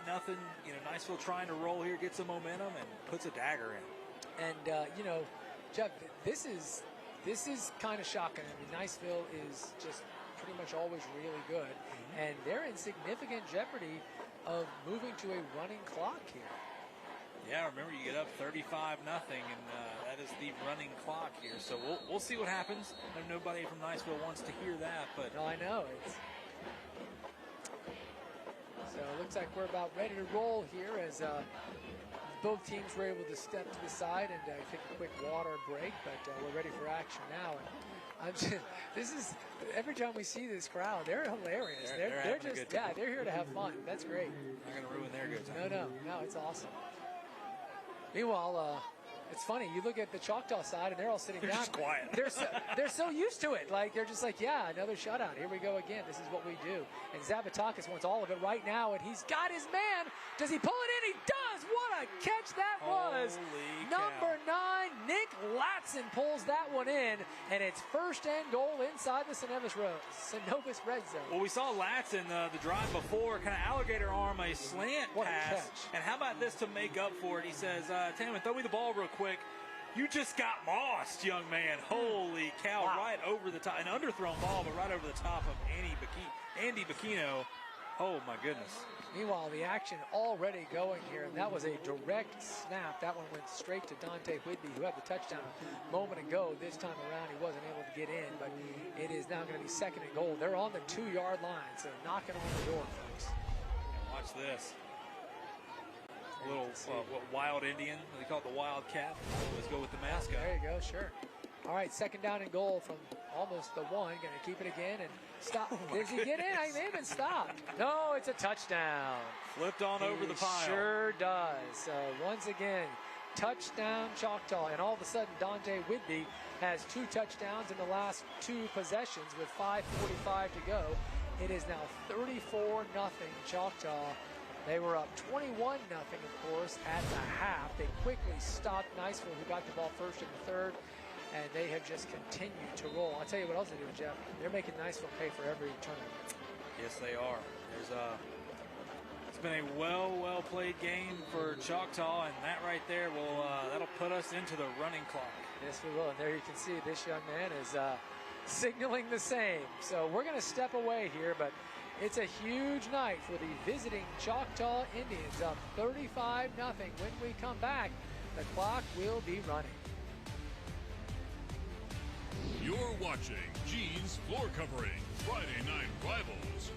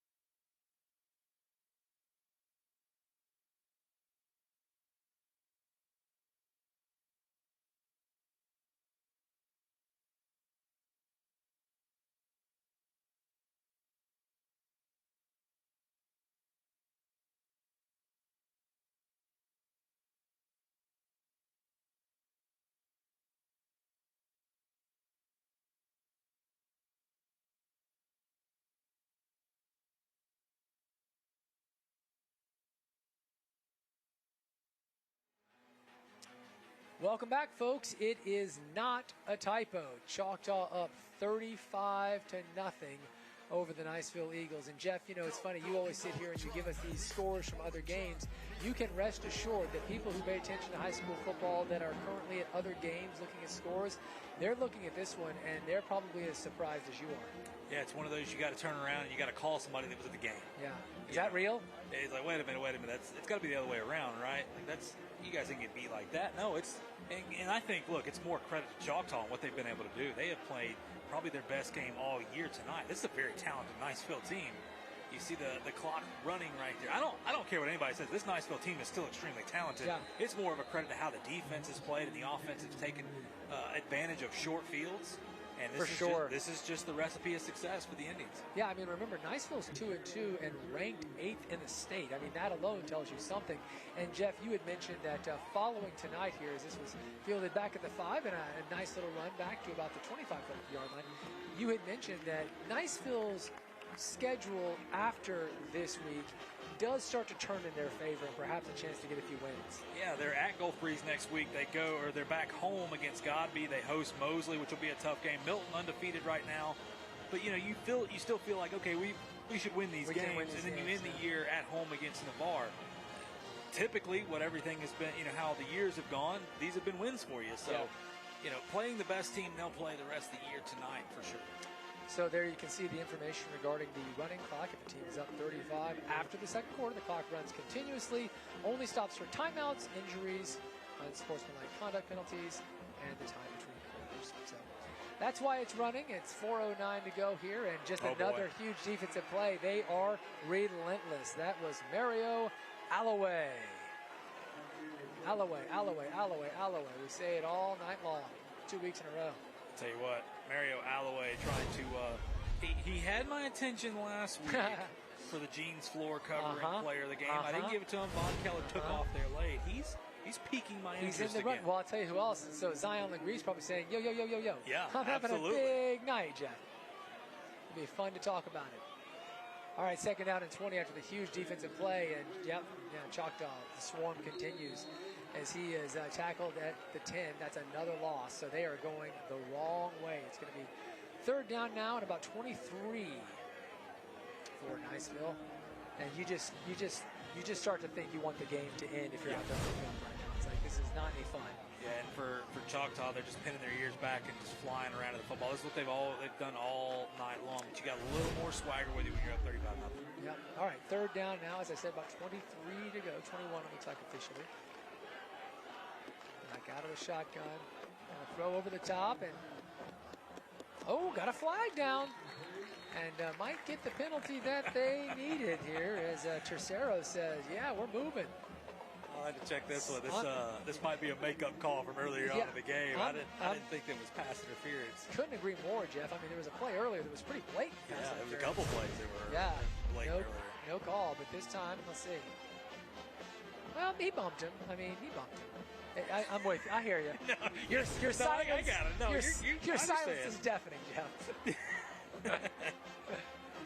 All right, so the clock just keeps. We bumped into a guy going to the bathroom harder than that earlier. Just a glancing blow. Just boop. Oh, my bad. I'm sorry. Hey, you know what? I get it. I mean, they missed a couple calls earlier on in the game, so.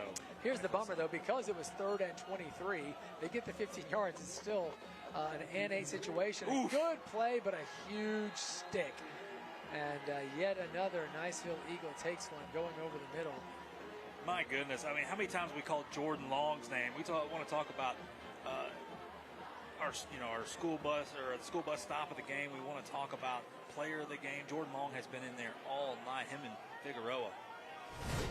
Watch again here. Hate to see it. You know, this is the kind of pass that does frequently lead to somebody getting hit hard, and he was. Man, oh man. Yeah. So that's going to make it 4th down and 8 as he will walk off the field. Now, you see the clock is stopped, as we pointed out moments ago. It stops on injuries, so that's why it did stop right there at happened coincidentally right at the 2-minute mark.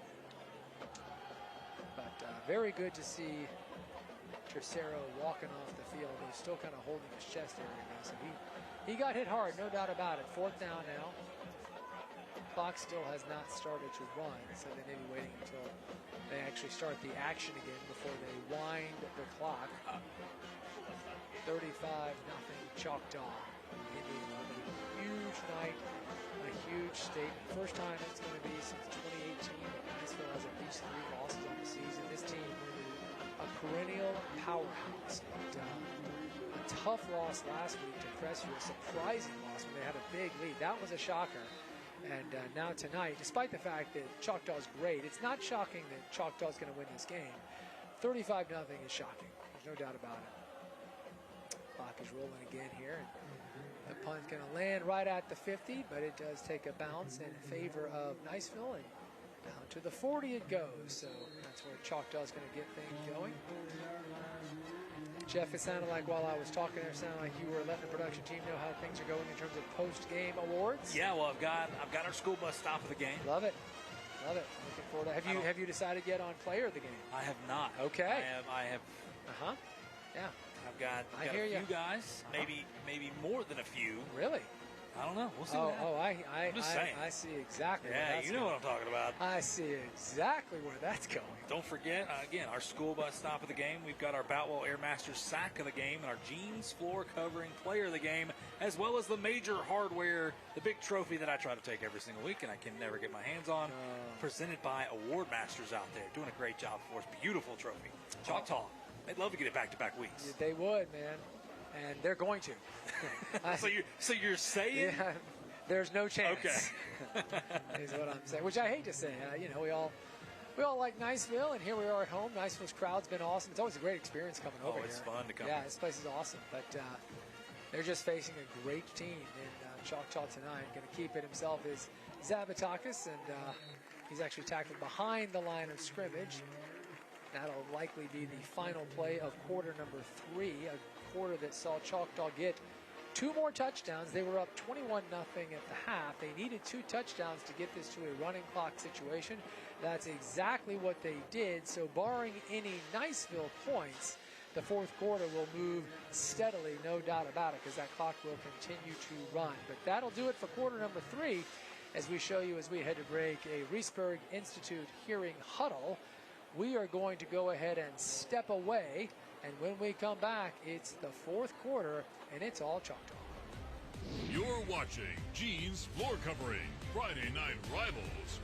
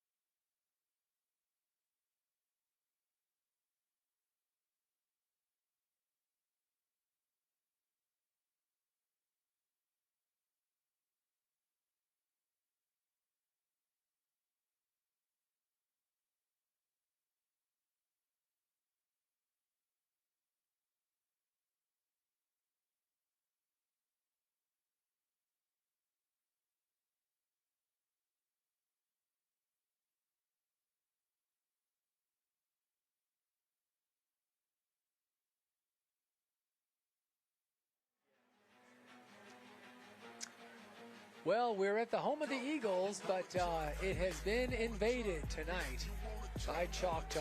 They have been so impressive, up 35-0, facing second down and 11 here. Zavatakis throws a nice little dart there, and that's a heck of a catch by Brody Brechtel, and things are looking good for Choctaw, not only big picture, but on plays like that. You know, it becomes a look-ahead situation, and Jeff, perhaps most threatening is the fact that you mentioned after tonight, until their last game of the season, they may not face too strict of a huge challenge. Yeah, again, not to discredit any of the teams they're going to play, but they're on the road for the next 2 weeks at Arnold and South Walton. They should handle those games. They're back home against Rickards at Fort Walton Beach in the big rivalry match. That's always big. a fun game.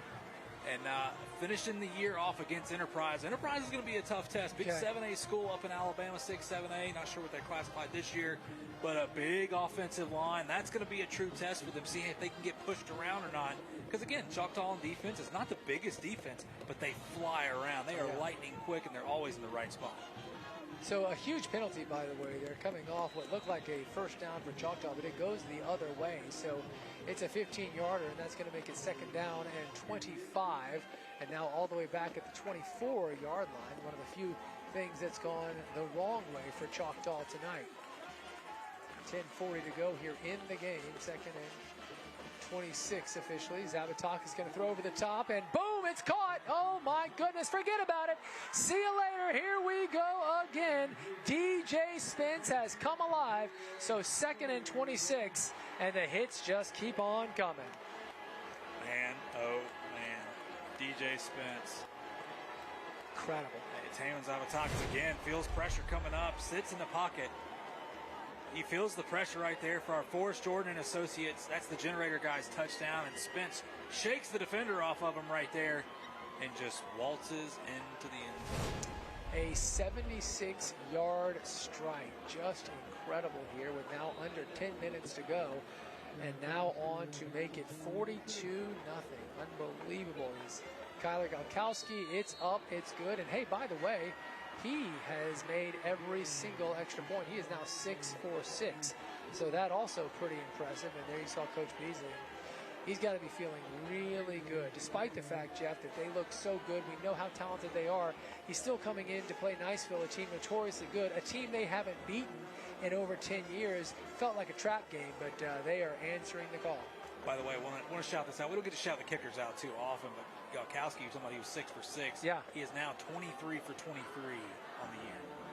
Oh, wow. Incredible. That's amazing. So we got some time here to talk. We've got Gulf Breeze taking the lead. How about this Gulf Breeze, boy? It's been a tough year for the Dolphins. At home against Booker T. Washington, they're up 16-14 in the fourth quarter.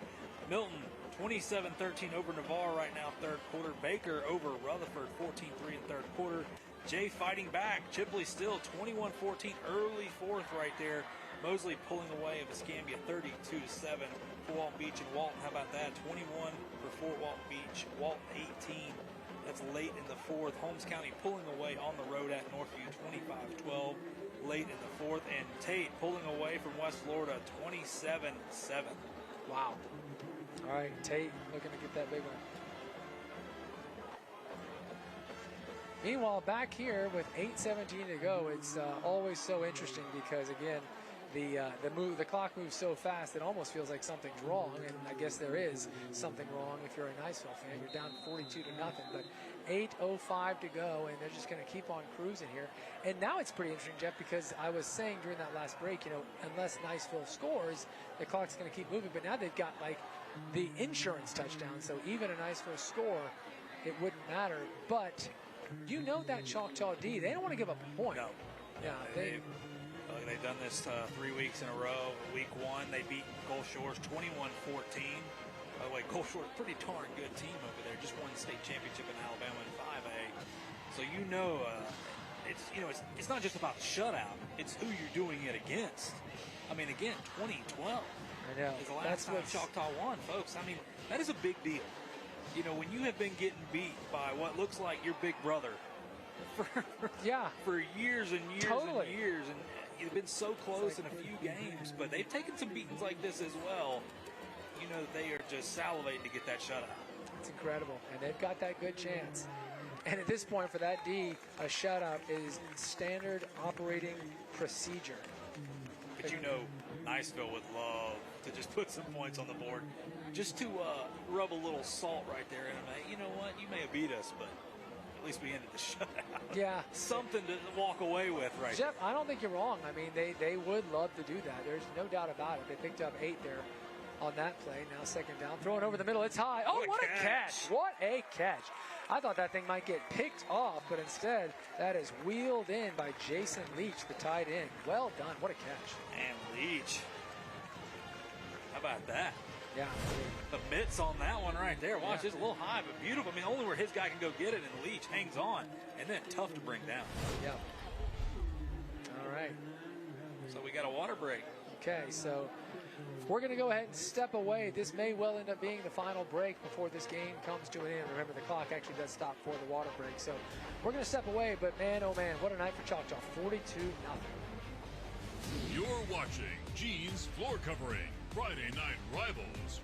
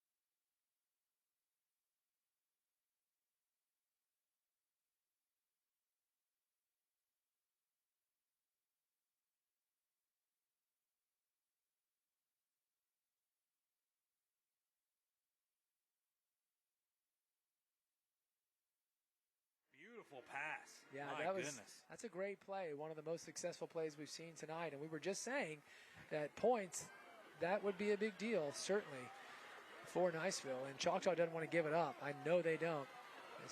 He's going to roll out to the wide. He's got some time. He completes the pass. And inside the Synovus red zone, it's going to be 1st and goal for the Niceville Eagles. So all of a sudden there is a little drama because Choctaw in fear of giving up the first points they have since week number 1. And you know they don't want to do it, up 42-0. My goodness. Yeah, Gilliard, beautiful catch right there, toe in the sideline, hanging on. Boy, Radliff's looked pretty good coming in the game for the Eagles, by the way. No doubt about it. He's looked real good. Got the start here in the second half. He's going to throw the end zone right here, and that's a little too much.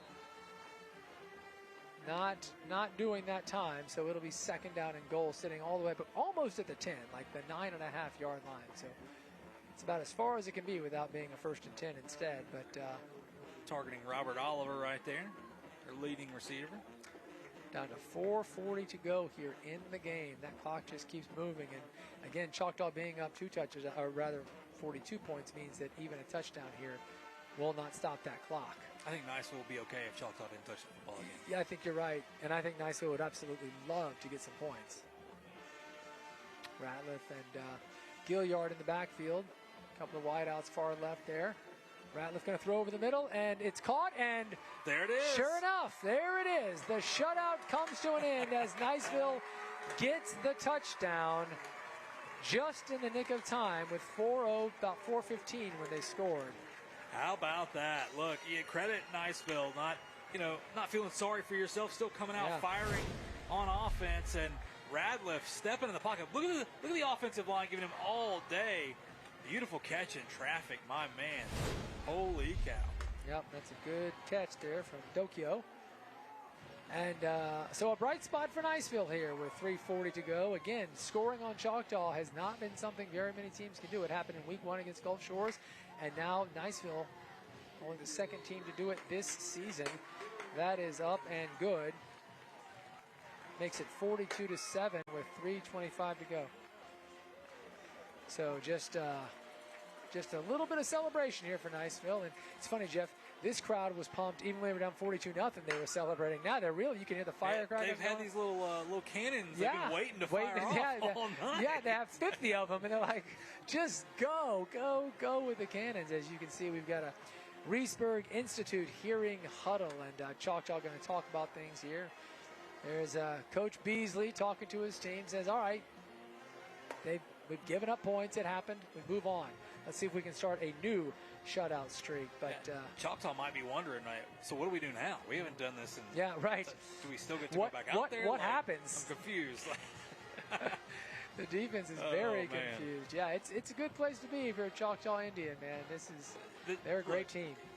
You see right there, that's Mario Alloway. That young man kind of hanging his head down a little bit. You know he's frustrated. He wants to put a 0 up there, but I tell you what these guys have been able to do has been fantastic against the teams that they've been able to do it against. So keep your head up. Still plenty of shutouts that you can possibly have for the year. Start a new streak.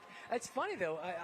I am surprised. It's just you just get used to it not happening. Niceville goes with the onside kick. That's well handled right at the 50-yard line with 2:05 to go. And again, we said that because Choctaw got that last touchdown, the Niceville touchdown didn't matter specifically as it relates to the running clock. So it just keeps moving here. Under 2 minutes to go at only 9:20. So let me throw out a quick reminder, of course, that tonight at 10 on WEAR, you've got the news, Bob Solarski, and then at 10:15, Steve Nissen will hit the air with Prep Football Final.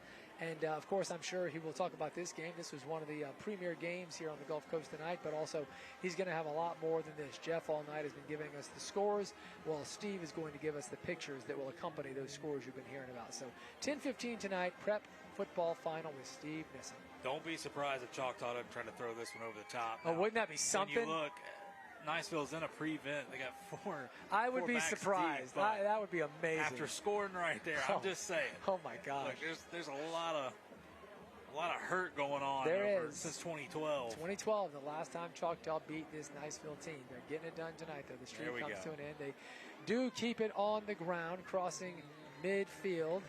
I tell you what, shout out right there, number 8, Carter Morocco.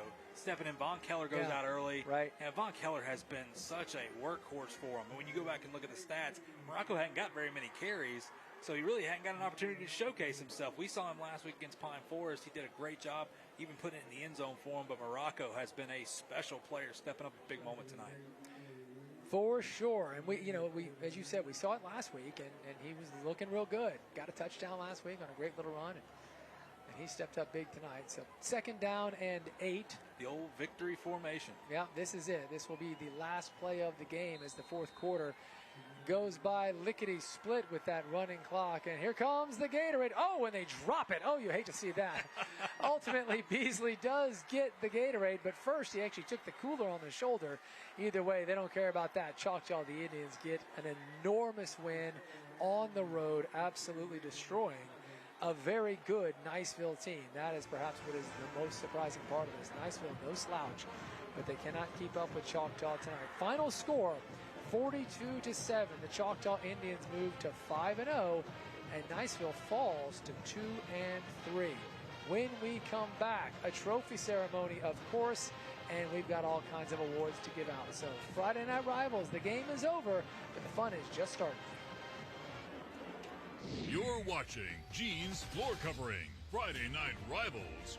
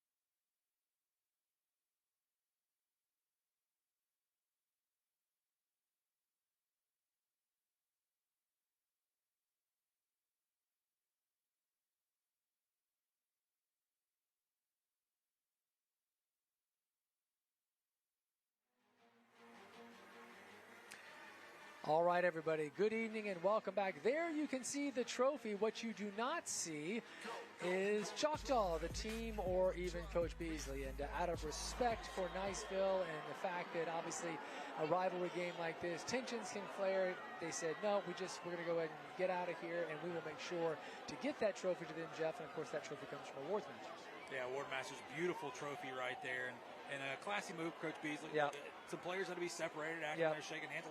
No love lost between these guys. Okay, this has been a long time coming. They don't like each other, period. Again, you love to see it during the game and everything like that, but I think it was a great idea. Yeah. And obviously we got the Niceville band walking onto the field as well to play So good move on And we'll their get part. them the trophy, unless you keep it. We got plenty of more awards to give away. Right here, we've got our school bus stop of the game. This is the school bus stop of the game. Always remember to stop when the school bus arm is out. So here we are. It's 14-0. Niceville, we talked about it, trying to drive in less than 2 minutes to go in half. And it was a big interception. This is what you were talking about. Trying to move the football, try to find a way to get some points. And man, oh man, Niceville just turning the football over. And that was kind of the way the night went. No matter who was quarterbacking, as you see Radliff in there. Deegan McCoy struggled a little bit tonight, got a little banged up. But right there, my man, number 10, Jabari Weeks with the big interception. Well, Mr. Weeks, you get the school bus stop of the game. Let's start off again with our Boutwell Airmasters sack of the game. Well, there could be plenty of sacks of the game here, but let's just go right here. Again, under pressure all night was Deegan McCoy. And you know what? I love it. Jordan Long. How many times we call Jordan Long's name? Defending a pass, knocking a pass down, maybe getting his hands on an interception, and right here pressuring the cornerback, the young man coming from his DB position, flying all over the field, becoming a nightmare for that Eagles. Tell you what, the Eagles are going to see a lot of Jordan Long right here on their tape because he was everywhere tonight.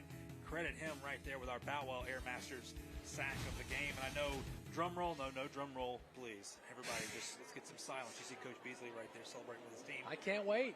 We've got our jeans floor covering player of the game. I've been waiting. Almost did it last week. Mario Alloway, number 2. You see him right there at the top of the screen. Watch it. Doesn't give up on a play.